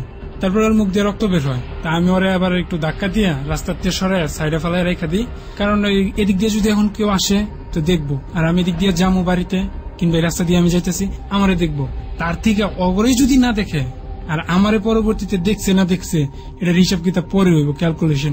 এই ক্যালকুলেশন করে সেটা কাজটা করে আমি 8টা বাজে চলে আসছি। আর 8টা বাজে নিশ্চিন্তপুরের ওই জায়গাটাতে একেবারে বিদগুইটা অন্ধকার। কত টাকা পেলেন আপনি কাজ করে? এই কাজটা করে ওর কাছ থেকে আমি 50,000 টাকা পাই। আর এটা পুরোটা একবারে নেই না, একটু একটু করে। এবং এটা আপনি নেশা করতেন? হ্যাঁ, এটা দিয়ে নেশা করতাম। তো তারপর এই টাকাগুলা যখন শেষ হয়ে গেছে ওর কাছ থেকে নেয়, এখন ও আর দিতে পারতেছে না। ওই বলতেছে কি আমি আর দিতে পারবো না, ভাই আমার কাছে আর আইস না। আচ্ছা ঠিক আছে, তো ওর কাছ থেকে আর টাকা পাইতেছি না, তখন আমার নেশা করতে হইব। তখন আমি আবার শুরু করি ড্রাগস। তো আগে তো করতাম গাঁজা, বাংলা মদ আর হিরোইন। এখন যেটা খাইতেছি এটাতে আর কি বেশি টাকা লাগে। 1350 টাকা আমার প্রতি শিশিতে খরচ হয়। কি জিনিস এটা? ড্রাগস। কি ড্রাগস? এটা আমি এত কিচ্ছুই জানি না, শুধুমাত্র আমার একটা শিশি দিত, শিশিটার ভিতরে কিছুটা মেডিসিন থাকতো। আর কি ধরনের মেডিসিন এগুলো? কি ধরনের মেডিসিন? দেখতে কিরকম? তরল? হ্যাঁ, তরল, কিছুটা হলুদ টাইপের। আপনি জিজ্ঞেস করতেন এটা কি জিনিস? না, ওইটা ওর কাছে কিছুই জিজ্ঞেস করতাম না। আর জিজ্ঞেস করলে ওই বলতো না। সিফাত নামের পোয়াটা দিত আপনাকে এটা? হ্যাঁ। পার শিশি 1300 টাকা? হ্যাঁ। কি করতেন এটা দিয়ে? এটা দিয়ে আমি আমার শরীরে ইনজেক্ট করতাম। ওকে, করার পরে ফিলিংসটা কি হতো? ফিলিংসটা একটা অমায়িক ফিলিংস আসতো শরীরে, যে আমি হয়তো বা সবচেয়ে শক্তিশালী। আর শরীরে আপনার বাইরে যদি এই জিনিসটা কেউ নেয়, তার যতই আঘাত করা হোক, সে শরীরে একটুখানি আঘাত বুঝতে পারে না। যখন নেশাটা কেটে যায় তখন কি হয়? যখন নেশাটা কেটে যায় তখন তার শরীরটা অনেক দুর্বল লাগে, অনেক ঘুম আর অনেক ক্লান্তি এসে তার ঘিরা ধরে। ওকে ওকে, তারপর এখন এই নেশার কারণে আমার আর বেশি টাকা দরকার। তার মানে আমি আবার ওই জায়গায় যাইতেছি। ওইখানে গিয়ে সেটা এখন ওই সময়টাতে যে আরো 2-3 বছর যে এখানে মাঝখানে চলে গেল, আর আগে যেগুলো করতাম, এখনকার যে সময়টা, এইটাতে মনে করেন যে আমার চেহারাটা পুরাটা একেবারে ধরতে গেলে একজন পুলিশ অফিসারের মতো দেখা যাইতেছে। তখন আমি গিয়ে সেটা এখানে কি করস এইভাবে কথা বলতাম, ওরাও ঘাবড়ে যেত, মনে করতো হয়তো বা কোনো পুলিশ অফিসার আইছে, ওরাও ভয় পেয়ে যেত। আমার আর কিছুই বলতে হইতো না, আমি কিছু কথা বলেই হারা ঘাবড়ে যেত, যে আমার বেজ দেখবো কিংবা আমার আইডি কার্ড দেখবো, আমার সাথে অস্ত্র আছে কিনা। এইটাকে ঘাবড়ে দিতেন? ওই যে যারা আর কি, যাদেরকে ফিটিং এ ফালামু কিংবা যারা আমার শিকার হইব, ভিকটিম, তারাই ঘাবড়ে যেত, মনে করতো এটা হয়তো কোনো আইনের লোক। তো এইভাবে তখনকার সময়টাতে আর আমার বেশি কষ্ট করতে হয় না, ধরে লয়ে যাবো থানা, একটু জারি মারলেই সব বাইরে। ওকে। তো ওই টাকাগুলা আমার আবার খুব সহজে এসে পড়তো, আর বেশি একটা চিল্লাপাল্লাও করতে হইতো না। এইভাবে পুলিশ, আমি নিজে সাজি নাই কিন্তু আমার মানুষ মনে করতো পুলিশ। এইভাবে আমি ওদের কাছ থেকে টাকা পাই। এইভাবে আমার প্রায় আরো 2-3 মাস কাটা জায়গা। তখন গিয়ে সেটা একটা মেয়ের সাথে আমার রিলেশন। মেয়েটার নাম বন্যা, খাদিজা আক্তার বন্যা। কিভাবে রিলেশনটা হয়? ও আমার দিকে তাকায় থাকতো। একইভাবে আপনার দিকে তাকায় থাকতো? হ্যাঁ, তাকাইতো আমার দিকে। আর ওর তাকানোর স্টাইলটা আমার কাছে নুপুরের মতো লাগতো। ওকে ওকে। আমি আর কি এই কারণে ওর দিকে একটু উইক হয়ে যায়। তারপরে ওরে আমি এমনিতে প্রপোজ করে বসি একদিন। এই খাদিজা আক্তার বন্যা, সে কি আপনার আশেপাশেই থাকতো? হ্যাঁ, একই বাসায় ভাড়া থাকতাম। একই বাসায় ভাড়া থাকতেন? হ্যাঁ। ফাইন। তো এই বন্যার আমি প্রপোজ করে বসি। প্রপোজ করার পরে আমাদের চিঠির মাধ্যমে কথাবার্তা হইতো। আচ্ছা, যে দুটো লোককে আপনি ওখানে ফেলে আসলেন, ওই দুটো লোকের কি অবস্থা হলো? ওই দিন রাত্রে আর বাসায় যাই নাই, সরাসরি গিয়ে আমার এক রুমান, ও ওর বাসায় গিয়ে উঠি, ওও জানে না যে আমি এইসব কাজটা করছি, একেবারে কিছুই হয় না আমার সাথে, এরকম একটা ভাবমূর্তি। কিন্তু আমি কিছুই করি না, আমি একেবারে নিষ্পাপ। পরের দিন সকালবেলা আমি রুমানের বাসা থেকে নাস্তা পানি করে সেটা আবার ইয়াতে ফেরত আসি, বাসার দিকে ফেরত আসি। তো রাস্তায় আমি একটা চায়ের দোকানে গিয়ে বসি, ওইখানে টিভির খবর দেখি কি সময় চ্যানেলে প্রথমে দেখি যে নিশ্চিন্তপুরে 2টা লাশ পাওয়া গেছে। কিন্তু আমি এখনো শিওর না, কারণ টিভিতে লাশ দেখালে এটা সম্পূর্ণটা গুলা কইরা দেয়। তো আমি এখনো সম্পূর্ণ শিওর না যে এইটাই ওই লোক গুলা কি না। ওকে, তার মানে হয় তারা মারা গিয়েছে আপনার কাছে, অথবা তারা মারা যায়নি। হ্যাঁ, কিন্তু ওই মহিলাটাকে, যে মহিলা আপনাকে 50,000 টাকা দিল, তাকে জিজ্ঞেস করলে তো পাওয়া যেত। ওই মেয়েটা পরবর্তী সময়ে ওইখান থেকে উত্তরা চলে আসে। ফোনের মাধ্যমে আপনি যোগাযোগ করতেন পারলে? ওর সাথে আমার যোগাযোগ করার পরবর্তীতে আর কোনো ওয়ে ছিল না। ও কোনো ফোন নাম্বার কোনো কিছুই আমার দেওয়া যায় নাই, কিংবা ওর সাথে কথা বলা কিছুই আর রাখে নাই। ও ওর ফোন নাম্বার সবকিছু চেঞ্জ করে ফেলছে। আপনাকে দিয়ে কাজটা করাইছে, এবং যে কারণে ভয় হোক বা যেভাবেই হোক না কেন, তার ফোন নাম্বার টাম্বার সবকিছু ডিসকানেক্ট করে দিয়েছে আপনার কাছ থেকে। হ্যাঁ, ওকে, হ্যাঁ, তারপরে আপনি বোধহয় বন্যার ঘটনায় আসছিলেন। হ্যাঁ, তো বন্যার জিনিসটা, যেটা বন্যার সাথে আমার তখন প্রেম হয়, তখন আমার কাছে কেমন জানি আবার আগের দিনগুলোর মতো লাগতেছে, যেটা আমি স্কুল জীবনে পার করে আসছি নুপুরের সাথে। তো বন্যার সাথে নুপুরের সাথে যেরকম ক্লাসের ভিতরে বসে বসে চিরকুট আদান প্রদান করতাম, বন্যার সাথে ওইভাবে জামা দিয়ে চিরকুট আদান প্রদান হয়। তো এখানে কি কিছু কথাবার্তা আমি ওর চিঠির ভিতরে, চিঠিগুলা নিয়ে আসতে মনে নেই আমার। তো ওইরকম কিছু কথাবার্তা আমার সম্পূর্ণ নুপুরের কাছে ফিরে আনিত। নুপুর যেরকম ঠিক ওই রকম ভাবে লাগতো যে এটা হয়তো বা নুপুর। কিন্তু পরবর্তীতে এক সময় আমি রিয়েলাইজ করি, না, এটা তো নুপুর না, এটা বন্যা। তখন আমি ওর কাছ থেকে সরে আসতে চেষ্টা করি, ওর কাছ থেকে সরে আসবো। তো আমি ওর এক বান্ধবীরে বলি, দেখো আমি কিন্তু লাভ করি একজনরে, আর আমি ওর এই সম্ভবত সারা জীবন ভালোবাসা আছি, আর কেউ স্থান দেওয়া আমার পক্ষে সম্ভব না। পরবর্তীতে ওই এই কথাটা গিয়ে সেটা ওইখানে বলে, তারপরে বন্যায় আমার সাথে সরাসরি কথা বলি। তখন আমি আগে একটু কথা বলি, দেখো আমি কিন্তু এটা তোমার সাথে একটা ফান করছি, আজ পর্যন্ত বহুত মেয়ের সাথে এরকম ফান করছি, আমি ওদেরকে প্রপোজ করছি, ওদের কাছে উত্তর নিচ্ছি, কিংবা অনেকের কাছে উত্তর নেই। আমি তারপর তাদের কাছে মাপ চাইছি। এখন তোমার কাছে, তোমার সাথে মনে করে যে এরকম একটা ফান করছি, তোমার কাছে আমি মাপ চাই নিতেছি, আমার ক্ষমা করে দাও প্লিজ, এই কথাটা বলছি। তো বন্যা আমার সাথে কোনো কথা বলে না, চুপ করে, ওর চোখ দিয়ে পানি আসা ভাব দেখা। আর ওর হাতে ওই দিন মেহেন্দি দেওয়া ছিল, আর ওর হাতটা দেখতে ঠিক নুপুরের হাতের মতো লাগতেছিল। ওকে, তারপরে আমার ওর হাতগুলা আরো আমার আকর্ষণ করে।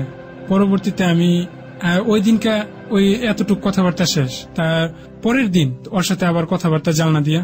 ওই সময়টাতে আমার কোন ড্রাগস আর কি ততটা আমার আর ওইরকম লাগে না, কারণ ওই বন্যার সাথে যে সময়টা আমার কাটতেছে সারাটা দিন, ওইগুলোর প্রতি আমার আর ইন্টারেস্ট যায় না। আমি জাস্ট সিগারেট খাইতাম সারাদিন বড়, আর ওর সাথে খালি কথা বলতাম। ওকে, তো একদিন ছাদের উপরে দেখা করতে যাই, ওর বাবা আর কি আমাদেরকে দেখে ফেলে ছাদের উপরে। দেখার পরে ওরেও মার দেয়, আর আমারও এসে সেটা, আমার বাবা আর ওর বাবা ফ্রেন্ড এক লোকে চলাফেরা করে। তো ওর বাবা আমার বাবার কাছে এসে বলে এইসব কথা। তখন আমার বাবা বলে, তোরা না করছি মানুষের ক্ষতি করবি না, তুই মানুষের ক্ষতি করছ, একটু বিশেষ আর কোন কথা কয়, চুপ। আমি কি বলবো? বাবার সাথে কি কখনো আপনার হাতাহাতি, কোন ধরনের অপ্রীতিকর কোন ঘটনা আছে?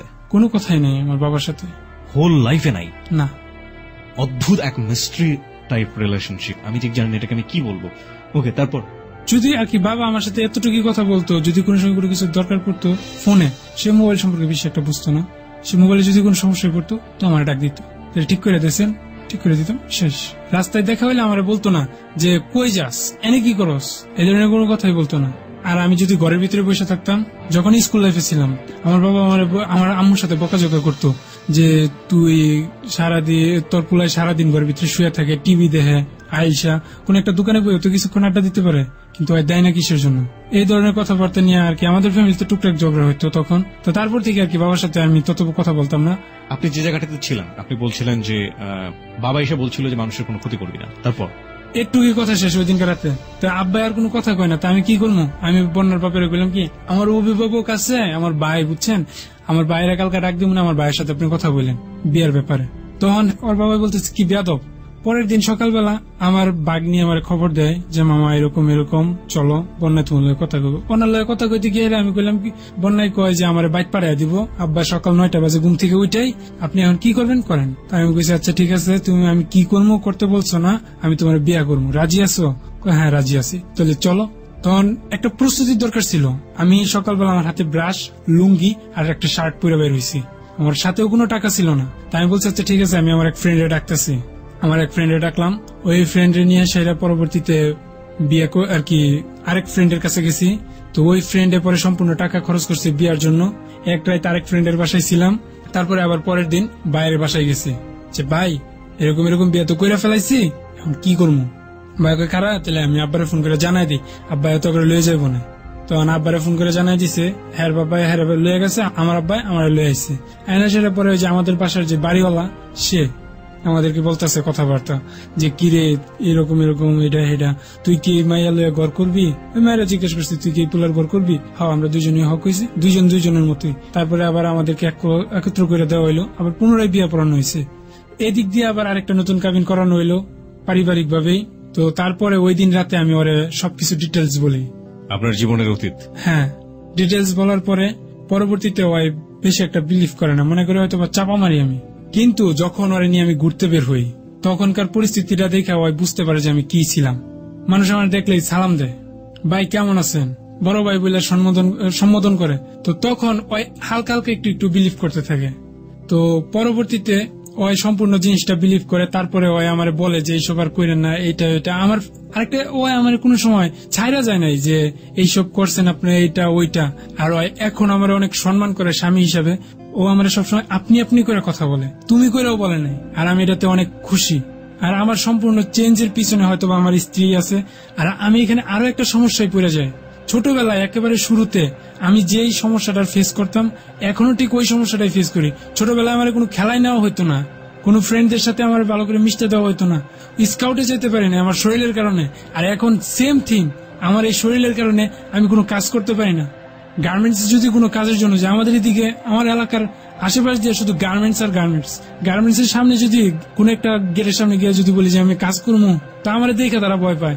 যদি গ্যাঞ্জাম লাগে তাহলে আমার মাইরা 10-12 জন মাইরা ফাটায় ফুটে লেগে এগুলো। এত ব্যাড রেকর্ড আপনার? ব্যাড রেকর্ড বলতে না আর কি, তারা ভয় পায় আমার শরীর দেখা। ওকে, মানে আপনি এতটা সুস্থ সবল তাগড়া যেটাকে বলি। হ্যাঁ হ্যাঁ, আমি এতটা আর কি তাদের তুলনায় দেখা যায় কি গার্মেন্টস যেসব অফিসার আছে তারা আমার বুকের নিচে পড়ে থাকে, আমার গলার নিচে পড়ে থাকে। তো এরকম একটা ভয়ভীতির কারণে আমার আর অফিসে নিতে চান। আমার চাকরি হয় না, বহুত ঘুরছি ইপিজেডে ঘুরতে ঘুরতে, কোনো একটা স্থান বাকি রাখি নাই যেখানে আমার পায়ের ছাপ পড়ে নাই। আমি একটু গ্যারান্টির সাথে বলতে পারবো ইপিজেডের সম্পূর্ণ জায়গা যে সবগুলো রাস্তায় আমার পায়ের ছাপ পড়ছে, কিন্তু কোনো অফিসে আমার চাকরি হয় না। তারপরে তাও কষ্ট করে একটা জায়গায় চাকরি হয়, বহুত কষ্ট করে, সেটা আমার শ্বশুর রিকোয়েস্ট করে নিয়ে দেয়। কিন্তু ওই অফিসটাতে আমি খুব কম স্যালারি পেতাম। তারা শ্রমিকের শরীরের রক্ত সম্ভবত চুইসা খাইতো, এরকম মনে হইতো। তারা একটা অপারেটরের বেতন, যখন বেতন বাড়ছে ওই সময়টাতে তারা একটা অপারেটরের বেতন দেয় 5,000 টাকা, অথচ একটা গার্মেন্টস অপারেটরের বেতন 7-8 হাজার টাকা। আর একটা হেল্পারের বেতন দেয় 3,000 টাকা। একজন কোয়ালিটির বেতন, আমি কোয়ালিটি ইন্সপেক্টর ছিলাম, আর আমার বেতন দিত 6,000 টাকা। আর রাত দিন ওভার টাইম করাইতো, করায় সেরা দেখা যেত কি আর 2,000 টাকা আসতো, 8,000 টাকা এরকম টাকা আসতো। তো এতে হয় না। তো একদিনকে আমার একটা ভুল হয় কাজের ভিতরে, 100 দিনের ভিতরে প্রতি ঘন্টায় আমার 100 করে মাল চেক করতে হয়। যদি আমার ডিউটি হয় 10 ঘন্টা তাহলে আমার 1000 মাল চেক করতে হইতেছে। যদি আমার ডিউটি 20 ঘন্টা হয়, আমার এমনও সময় গেছে যে মঙ্গলবারে অফিসে ঢুকছি সকালবেলা, শুক্রবার সকালবেলা অফিসতে বের হয়ে আসছি। এইভাবে একটানা ডিউটি করছি। তো এরকম ডিউটি করতে থাকলে হয়তো বা মানুষের ঘুমের ক্লান্তি কিংবা যে কোনো ক্লান্তির কারণে একটু আড্ডু ভুল হইতে পারে। একটা পোশাক হয়তো বা একটুখানি ডিফেক্ট সামনে যেতেই পারে, প্যাকেট হতেই পারে, ঘুমের একটা ক্লান্তি চোখে ভালো করে দেখা যায় না। তো তারপরে এইটার কারণে আমার একদিন অ্যাবসেন্ট করে দেওয়া হয়, আর আমার ওইখান থেকে বের করে দেওয়া হয় অফিস থেকে কোয়ালিটি ম্যানেজার। তো আমি আশুলিয়া থানায় গিয়ে সেরা আমার ওই দিন অনেক কান্না আসে। আশুলিয়া থানায় গিয়ে সেরা আমি কান্না করি, কান্না থামায় সেরা তাদেরকে সবকিছু খুলে বলি যে এই ঘটনা এটা হয়েছে আমার সাথে, আমি এখন কি করব। তারা বলতেছে আমার স্যালারি দিব না, আমার স্যালারি না দিলে আমি কি করব, আমি বিশাল একটা ফেসাতে পড়ে যাবো। এরকম কথা। আশুলিয়া থানার পুলিশ পরবর্তীতে আমার 1 মাস পরে ডাকছে। তো ওরা হয়তো বা আমার যাওয়ার থানা থেকে আসার সাথে সাথে তদন্তের জন্য গেছিল। তো ওইখানে অফিসের যে কন্ট্রোলার, কোয়ালিটি কন্ট্রোলার, সে এই জিনিসটা শুনতে পারে, পায়রা সেটা খুব ঘাবড়ায় যায়। পরে ম্যানেজার যে তার সাথে কোনো কথাবার্তা হয়তো বা এই সম্পর্কে বলছে, আমার আবার ডিউটিতে জয়েন করতে দেয়। আমি 1 মাস ডিউটি করার পরে 1 মাসের স্যালারি পাই, 15 দিন স্যালারি না নিয়ে চলে আসি। কারণ তারপর থেকে তারা আমার সাথে আরো বেশি অত্যাচার শুরু করে। কথায় রাইট নাও আপনি এখন কি মানে জবলেস অবস্থায় আছেন? হ্যাঁ, জবলেস। আর আমি যদি কোনো জায়গায় কোনো জবের জন্য যাই, আমার কেউ কোনো কাজ দেয় না, ভয় পায়। আর কোনো গার্মেন্টস ফ্যাক্টরিতেই আমার কোনো কাজ হয় না। আপনার মা এখন জব করছে? হ্যাঁ। এখনো গার্মেন্টসে জব করছে? হ্যাঁ। আপনার বাবা এখনো ঠিকাদারি করছে? হ্যাঁ। তার মানে আপনি বাবা মার টাকা দিয়ে সাপোর্ট দিয়ে চলেন। হ্যাঁ। এবং আপনার স্ত্রী কি করে এখন? আমার স্ত্রী কিছু করে না। স্ত্রীও কিছু করে না। তারপরও আপনার স্ত্রী আপনার সম্পর্কে জেনে শুনে আপনাকে প্রতি মুহূর্তে সাপোর্ট দিয়ে যাচ্ছে যে আপনি যেন খারাপ পথে না যান। কতদিন যাবত আপনি জবলেস? আমার বিয়ার পরে মনে হয় 4 মাসের মতো চাকরি করছি। আপনার বিয়ে হয়েছে কত সালে? গত বছর জুনের 12 তারিখ। তারপরে আপনি 4 মাস চাকরি করেছেন, তারপর থেকে আপনি এখন পর্যন্ত জবলেস। আপনি বলছিলেন যে আপনার বিয়ের পরে একটা খারাপ কাজ আপনি করেছেন, সে কাজটা কি? বিয়ের পরে আমি একটা কাজ করছিলাম, সেটা হইল গিয়ে এই যে আশুলিয়া থানায় পরে 1 মাস পরে নোটিশ আসছে, আমার ফোন করে বলছে থানায় যেতে। থানায় যাওয়ার পরে তা আমি এই দিক দিয়ে আবার খুব কষ্ট করে কিছু টাকা উপার্জন করছিলাম পাথর ভাঙ্গা। কেউ জানে না, আমি কারো বললেও না যে আমি এই কাজটা করছি। তো টোটাল আমার দিতে হইব 1000 টাকা নাকি থানায়। তো আমি 500 টাকা আমার এক কাজিনের কাছ থেকে দাঁড় করে নিয়ে ওইখানে দিই। তা আমি মনে মনে আর কি চিন্তা করলাম যে এই টাকাটা পুলিশ আমার কাছ থেকে খাইলো, জনগণের কাছ থেকে আমি উদ্ধার করবো। পুলিশ কেন টাকাটা খেয়েছিল? এই যে সাধারণ জিটি করছি, এখন এটার কাজকর্ম করতে। কিসের জিটি এটা আমি করছি, আমার বেতন দেয় নাই, বেতন না দিয়ে বের করে দিয়েছি আগের অফিসে। সেটার জন্য আপনাকে 1000 টাকা দিতে হবে ওখানে। তারপরে আপনি বলেছেন যে আপনি টাকা জনগণের কাছ থেকে তুলবেন। ওকে, তারপরে আমি ওইখান থেকে ওই ওভারব্রিজের উপরে আসি, আইসা সাইরা দেখি কি আমি একটা কাপল পাইয়া গেছি। আমি জটিল জিনিস পাইছি, এটাই তো দরকার। পাশে 3টা ছেলে আর কি, 2টা ছেলে আছে, টোটাল 3টা ছেলে, একটা মেয়ে। ছেলে 2টা একটু দূরে দূরে, একটা ফোন টিপতেছে আর একটা ফোনে কথা বলতেছে, ছেলে মেয়ে কথা বলতেছে। যাওয়া মাত্র ওই ছেলে মেয়েগুলা ওইটা সইরা যেতে চাইতেছিল। তখন আমার ফ্রেন্ড নজরুল বলল কি, এই একটু এদিকে আসো তো ভাইয়া। ছেলেটা আসছে, মেয়েটাও আসছে। আপু তোমার দিকে কোনো দরকার নেই, তোমার দেখলে আবার মানুষ খারাপ মাইন্ডে নিয়ে যাবে, বুঝো না, একটু সমস্যা হইতে পারে। তো মেয়েটা চলে যায়। পরে মেয়েটা যে পর্যন্ত না যায় ওই পর্যন্ত ছেলেটার সাথে আমাদের কোনো কথাবার্তা বেশি মার্কেটিং করি না। মেয়েটা যখনই চলে গেছে, কারণ মেয়েরা চিল্লাচিল্লি করলে ঘটনাটা অন্যদিকে গুইটে যাইব, তাই মেয়েটার আগে বিদায় করছি, তারপরে পুরোটা লয়ে কথাবার্তা শুরু করছি। আমার একটা ফ্রেন্ড রবি, ও একটা লাঠি ভাঙছে, ছেলেটারে মারবো, বিশাল কুমা। তো ওই দিনকার অপারেশনটা সম্পূর্ণটা নজরুল করে। টোটাল ছেলেটার কাছ থেকে আমরা টাকা পাই হইল গিয়া 5.5, আরো কিছু টাকা ছিল, সম্পূর্ণ টাকাটা আমি দেখি নাই, তবে আমার যা মনে হয় আনুমানিক 20,000 টাকার মতো হইতে পারে। তো নজরুল সম্পূর্ণ টাকাটা মাইরা দিচ্ছে। আমার কথা হইলো কি, আমার কাছে পুলিশে যে কয় টাকা নিচ্ছে আমার ওইটা পাইলেই চলবো, আমার আর 1 টাকাও লাগবো না। রবি পাই নাই। তারপর আরেকটা ছেলে ছিল, ওই ছেলেটার নাম বলতে চাই না, কারণ ছেলেটা অনেক ভদ্র, অনেক ভালোই থাকুক। তো ওই ছেলেটাও কোনো টাকা পায় না। ওই ছেলেটারে পরের দিন ওই 100 টাকা দিছে, আর রবিরে 250 টাকা দিছিল। আপনাকে কত দিয়েছিল? 1000। আমার কথা হইলো কি, আমি যত টাকা ওই থানায় দিছি ওই টাকাটা পাইলে গেছি। তার মানে আপনি এটা কি আপনার বউকে বলেছিলেন পরবর্তীতে? আমার বউকে বলছি। বলার পর সে কি বলেছিল? সে একটু রাগারাগি করছে আমার সাথে, যে তুমি কিসের জন্য এটা বললে, তোমার আমি করতে না করছি। সো রাইট নাও আপনার সিচুয়েশনটা হচ্ছে আপনি জবলেস এবং আপনার ওয়াইফ আপনাকে প্রতি মুহূর্তে কাউন্সিলিং করে যাচ্ছে যাতে আপনি এই খারাপ পথে না যান। আপনি ফিউচার কি চিন্তা করেন আপনার এই জায়গাটা দাঁড়িয়ে?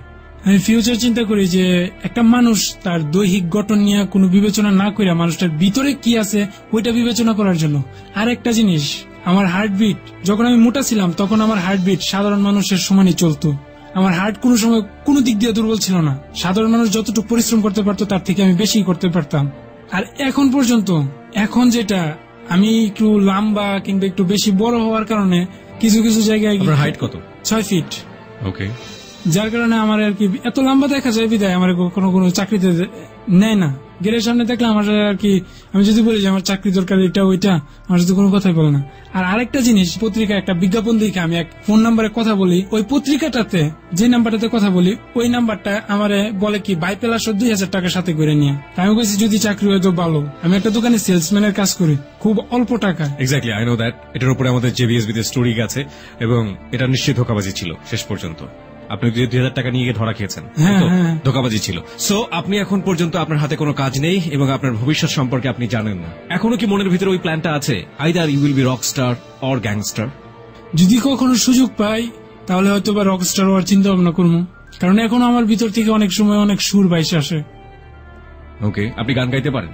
হালকা পাতলা, বেশি একটা না। ওকে, স্বপ্ন আছে, স্বপ্নটাকে আমরা স্যালুট জানাই। গ্যাংস্টার হওয়ার স্বপ্নটা কি? গ্যাংস্টার হতে এই জগৎটা আর কি, এই দিকটা মানুষের কখনো একটুখানি শান্তি দেয় না। এই দিকটা সবসময় আপনার একটা ডিপ্রেশন। আপনি তো গ্যাংস্টার হননি, আপনি গ্যাংস্টার হওয়ার পথে ছিলেন।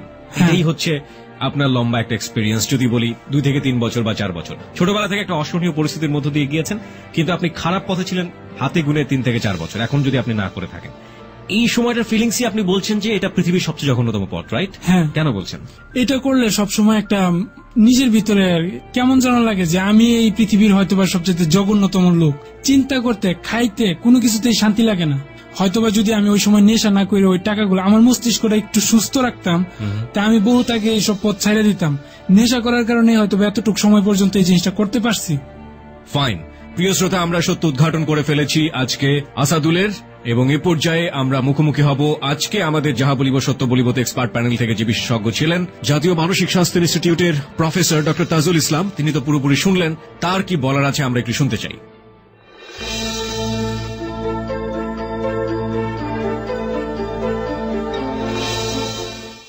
ডক্টর তাজুল ইসলাম, আপনি তো শুনলেন, আপনার কি বলার আছে? জি, আমি আসাদুলের কাহিনীটা শুনলাম। আসলে কাহিনীটা বুঝতে হলে আমাদেরকে মানুষের বেড়ে ওঠার ক্ষেত্রে প্রকৃতি পরিবেশে যে প্রভাব আছে সেটা বুঝতে হবে।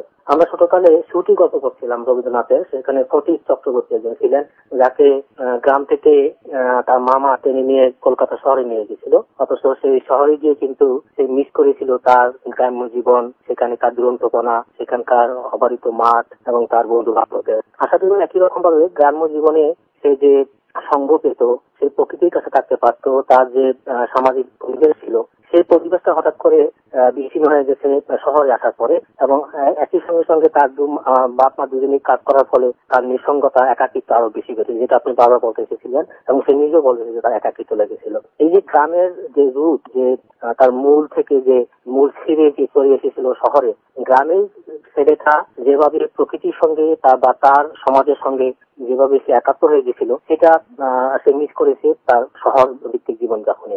সে একাকিত্ব এবং বিচ্ছিন্নতাটা ভোগার কারণে তার ভিতরে আত্মসম্মান বোধ বা সেলফ এস্টিম যেটা বলে সেটা ডেভেলপ করতে পারেনি। একই সঙ্গে আত্মসম্মান বোধ ছোটকালে আরো কিছু কারণে ডেভেলপ করে না। সেটা হচ্ছে যদি আশেপাশের লোকেরা কাউকে তার দৈহিক কোনো ত্রুটি নিয়ে সমালোচনা করে, যেমন আসাদুলকে তার মোটা হওয়ার কারণে বিভিন্ন জায়গায় তাকে সুযোগ দেওয়া হয়নি বা তাকে গ্রহণ করা হয়নি, অথবা তাকে চিৎকার করা হয়েছে, এটা নিয়ে সে বিড়ম্বনা ছিল। এবং এই কারণে তার ভিতরে তার নিজের সম্বন্ধে ধারণা খারাপ হয়ে গেছিল, একজন হীনমন্যতা বোধ বা নিম্ন আত্মমর্যাদা ভুক্ত। এবং এই যে নিম্ন আত্মমর্যাদা বোধ যারা ভুগে বা বিচ্ছিন্নতা একাকিত্বে যারা ভুগে, তাদের কিন্তু খুব ঝুঁকিপূর্ণ থাকে যে তারা যে কোনো খারাপ পরিবেশে গেলে তারা মানসিক বিপর্যয়ের মধ্যে পড়বে। তারা যদি সুস্থ এবং অনুপ্রেরণাদায়ী কোনো পরিবেশে যায় তারা ভালো থাকবে। এই প্রমাণ কিন্তু আসাদুল। খারাপ পরিবেশ প্রমাণ করে যে যখন সে তার বদ সঙ্গগুলোর সঙ্গে মিশেছিল, তখন সেখানে গিয়ে সে মাদক থেকে শুরু করে অন্যান্য নেশা এবং খারাপ কাজে লিপ্ত হয়ে গেছিল। তো এখন ওই বদ ছেলের সঙ্গের কারণে কিন্তু সে খারাপ হয়ে গেছিল। আবার একই লোক ভালো সঙ্গে বা উপযুক্ত ব্যক্তি অনুপ্রেরণা পাইলে যে ভালো হয়, সেটাও একটা উদাহরণ। ওই যে সে ভালো ছেলেটা যখন তাকে বুঝালো, তখন কিন্তু সে ঠিকই তার মধ্যে পরিবর্তন এসেছিল।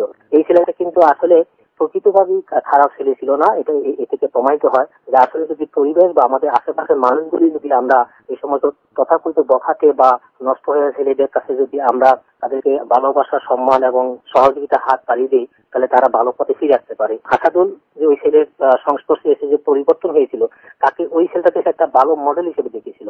তার মানে এই যে এরকম বানারেবল বা ঝুঁকিপূর্ণ ছেলে মেয়ে যারা আছে, তাদেরকে কিন্তু খারাপ হতে খুবই সহজে খারাপ হতে পারে যদি পরিবেশটা এবং সঙ্গটা খারাপ হয়, যেটা আমরা তার উদাহরণ দেখলাম। এবং এখন যে মেয়েটা তাকে অনুপ্রাণিত রাখছে, তাকে এখন মানে একেবারে স্থায়ীভাবে ভালো পথে রাখা বা নৈতিক পথে রাখা বা সুন্দর এবং গঠনমূলক জীবনে রাখার জন্য তার এই মেয়েটা ভালো যথেষ্ট ভূমিকা রাখতে পারে। কিন্তু আমি আরেকটু কথা বলি, একজন মানুষকে ভালো রাখার জন্য শুধু একটা মানুষই কেন থাকতে হবে? পাশের পরিবেশগুলো মানুষ যারা আছে, আর বন্ধু বান্ধব, আমাদের যে সামাজিক কাঠামো পরিবেশ, সেখানেও যাতে এটা সেই পরিবেশটা থাকে, সেই সহযোগিতাটা যাতে সেখানেও থাকে, সেটাও তো আমরা সবাইকে আহ্বান করবো।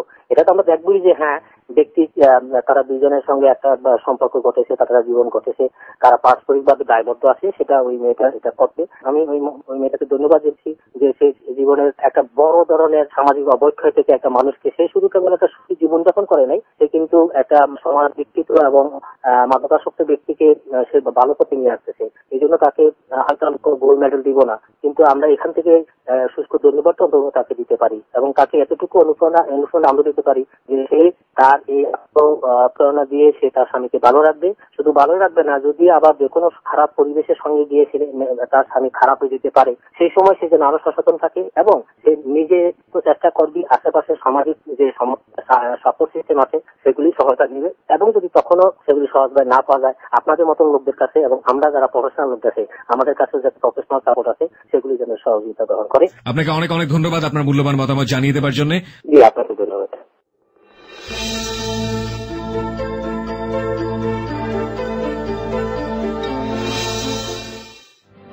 প্রিয় শ্রোতা, বাকি সেগমেন্টগুলো নিয়ে একটু পরে ফিরে আসছি যাহা বলিব সত্য বলিবতে। কে কি কমেন্টস করেছেন এবং কে কি মূল্যবান উপদেশ দিয়েছেন আজকের এই আসাদুল আলমের ঘটনাটি শোনার পর। লোকগুলো মারা গিয়েছে কিনা। কামরান লিখেছে, মারামারি করে শিহরণ পায় এমন যুবকের সংখ্যা সমাজে প্রতিনিয়তই বাড়ছে। বুশরা লিখেছে, আইনের লোকরা যেভাবে আইন ভাঙছে তাতে আমরা খুবই শঙ্কিত। মুকুল লিখেছে, আসাদুলের আত্মবিশ্বাসটা ভালো লেগেছে, আশা করি এই আত্মবিশ্বাসটা ভালো লাগবে। এরকম অনেক অনেক কমেন্টস প্রিয় শ্রোতা আমরা ফেসবুকে পেয়েছি, আপনারা নিজেরা গেলেও সেখানে দেখতে পাবেন। আমরা কমেন্টস পেয়েছি ইমেইলের মাধ্যমে, আমরা কমেন্টস পেয়েছি SMS এর মাধ্যমে। আপনাদের সবাইকে আন্তরিকভাবে ধন্যবাদ জানাতে চাই আপনাদের এই প্রতিক্রিয়ার জন্য, এবং আমরা অবশ্যই আন্তরিকভাবে কৃতজ্ঞ থাকব তাদের প্রতি যারা আজকে আসাদুলের জীবনের এই অপ্রিয় সত্যগুলো শুনে নিজের জীবনটাকে সঠিক পথে চালানোর জন্য সাহস অর্জন করেছেন, কিংবা কাল থেকেই আসাদুলের পথে যারা ছিলেন তারা সেই পথ থেকে সরে আসবেন। শ্রোতারা তো শুনলো, শোনার পরে আপনার সম্পর্কে ভাবে ফিডব্যাক জানাচ্ছে, তো কি বলার আছে তাদের উদ্দেশ্যে আপনার? আমার কিছুই বলার নাই। আমি কাউকে কখনো আমার জীবনের কোনো কিছুর জন্য দায়ী করি না। আমি সবসময় বলি ডিএস ইজ অলওয়েজ কুল। আমার যদি কেউ জিজ্ঞেস করে তুমি কেমন আছো, আমি সবসময় বলি ডিএস অলওয়েজ কুল। আমি এখনো বলবো এই কথাই, ডিএস ইজ কুল। আর আমি একটুখানি না অনেকটাই ধন্যবাদ জানাবো আমার ওয়াইফরে যে আমারে এই সুস্থ রাস্তায় ফেরত আনছে। আর আমি আরেকটা জিনিস চাই, আপনারা যেন আমার একটুখানি সাহায্য করেন। মানুষের শারীরিক দিকটা দেখে কোনো সময় বিবেচনা করেন না, তারে দিয়ে কোনো কাজ হইব এই জিনিসটা একটু চিন্তা করেন। আমার ছোটবেলায় আমার শুধুমাত্র আমার ফ্রেন্ডরা বাদ দিত খেলা থেকে, সবকিছু থেকে, আমার শরীরের কারণে। আর আজকে আমার দৈহিক গঠনটা একটু বড় হওয়ার কারণে মানুষ ভয় পায় যে আমি যদি কোনো সময় গার্মেন্টসে গন্ডগোল শুরু হয়, কিংবা যদি কোনো সময় কোনো একটা কারণে গন্ডগোল শুরু হয়, তো হয়তো হ্যাঁ মায়েরা 10 জন শুয়ে লাগবো একলা। এই ধরনের ভয়গুলা বাদ দেন, কারণ আমরা মানুষ, আমরা আপনাদের সাথে এই সমাজের ভিতরে আপনাদের সাথে মিশে থাকতে চাই। প্রিয় শ্রোতা, এই অসম্ভব সুন্দর বাক্যটি দিয়েই শেষ হচ্ছে আজকের যাহা বলিব সত্য বলিবর আসাদুল আলমের পার্ট। প্রিয় শ্রোতা, আমরা প্রতি সপ্তাহে আপনাদেরকে যে কথাটি বলে থাকি, এখানে এসে সত্যের আলোতে বসে, সত্যের মঞ্চে বসে নিজের জীবনের অপ্রিয় সত্যগুলো, অপরাধগুলো সবার স্বীকার করার সৌভাগ্য হয় না, কিন্তু তাদের জন্য খোলা আছে ইমেইলের পথ, তাদের জন্য খোলা আছে চিঠি লিখে আমাদের এখানে পাঠিয়ে দেবার পথ। আমাদের এখানে চিঠি লিখবার ঠিকানা হচ্ছে যাহা বলিব সত্য বলিব, ABC radio FM 89.2, 99 Kazi Nazrul Islam avenue, Dhaka trade centre, Karwan Bazar, Dhaka. আপনি যদি মেইল করেন, ঠিকানাটি হচ্ছে jbsb8920@gmail.com। আমি আবারও বলছি jbsb8920@gmail.com। প্রিয় শ্রোতা, লিবিয়ার বেনগাজি থেকে আমাদেরকে একজন মেইল করেছেন এবং মেইল করে নিজের জীবনের কি অপ্রিয় সত্য স্বীকার করেছেন তিনি। চলুন আমরা আরজে সুমনের কাছ থেকে শুনি। যাহা বলিব সত্য বলিব।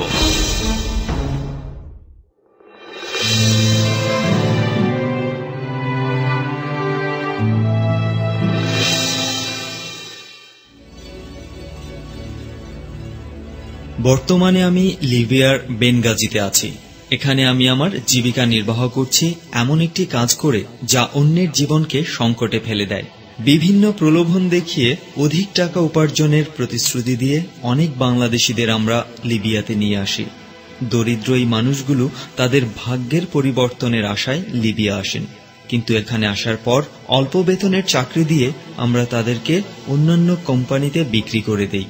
গত 12 ফেব্রুয়ারি মাঝরাতে 10 জনকে একটি কৃষি খামারে বিক্রি করে দেই। অতিরিক্ত কাজের চাপ সহ্য করতে না পেরে গত 5 মে তাদের মধ্যে একজন মারা যায়, যার বয়স ছিল আমার বাবার বয়সের প্রায় কাছাকাছি।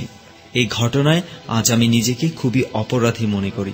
যদিও জীবনের তাগিদে আমি সেই পেশা থেকে বের হয়ে আসতে পারছি না, কিন্তু আমি কথা দিচ্ছি খুব শীঘ্রই আমি এই ধরনের পাপ কাজ থেকে বের হয়ে আসব।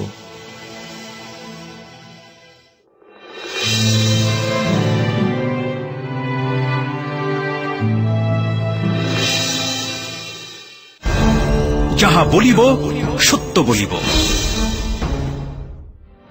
অনেক অনেক ধন্যবাদ সালমান। আপনার এই উপলব্ধি লাখো শ্রোতার মধ্যে ছড়িয়ে যাক। আমরা বিশ্বাস করি আপনার মতো অপরাধী অনেকেই আছেন, ভুল যারা করেন তারা আপনার মতো অনেকেই আছেন, কিন্তু আপনার মতো সৎ সাহস নিয়ে স্বীকার করার মতো মানুষ খুবই দুর্লভ। সেই জায়গাটি থেকে আপনাকে আমরা শ্রদ্ধা জানাই। একইভাবে আপনার জীবনে এই ভুলটি যেন কখনো ফিরে না আসে সেজন্য আপনাকে সতর্ক থাকার জন্য অনুরোধ করছি। প্রিয় শ্রোতা, সালমানের মতো যারা দেশের বাইরে থেকে আমাদের এই অনুষ্ঠানটি শোনেন তাদের উদ্দেশ্যে আরো একবার বলছি, আপনারা চাইলে আমাদেরকে মেইল করে আপনাদের জীবনের অপ্রিয় সত্যগুলো স্বীকার করতে পারেন। আমাদের মেইল অ্যাড্রেসটি হচ্ছে jbsb8920@gmail.com এবং দেশের বাইরের শ্রোতাদেরকে আমরা একটু বেশি অগ্রাধিকার দিয়ে থাকি। প্রিয় শ্রোতা, আজকের মতো ধীরে ধীরে পর্দা নেমে যাচ্ছে যাহা বলিব সত্য বলিবর। তবে এখানেই শেষ নয়, আগামী রবিবার আরো একজন বন্ধুকে সাথে করে নিয়ে আসব যার জীবনের অপ্রিয় সত্যগুলো আপনাদেরকে হয়তো চোখে আঙ্গুল দিয়ে দেখিয়ে দেবে ভুল বা অপরাধের জন্ম কেন হয়, ভুল এবং অপরাধের রকম সকম কি হয় এবং ভুল এবং অপরাধের পরিণতি শেষ পর্যন্ত কি হয়। আর সেই দেখাটি আপনার জীবনের চলার পথকে সঠিক করুক, মসৃণ করুক, সত্যের আলোয় উদ্ভাসিত করুক।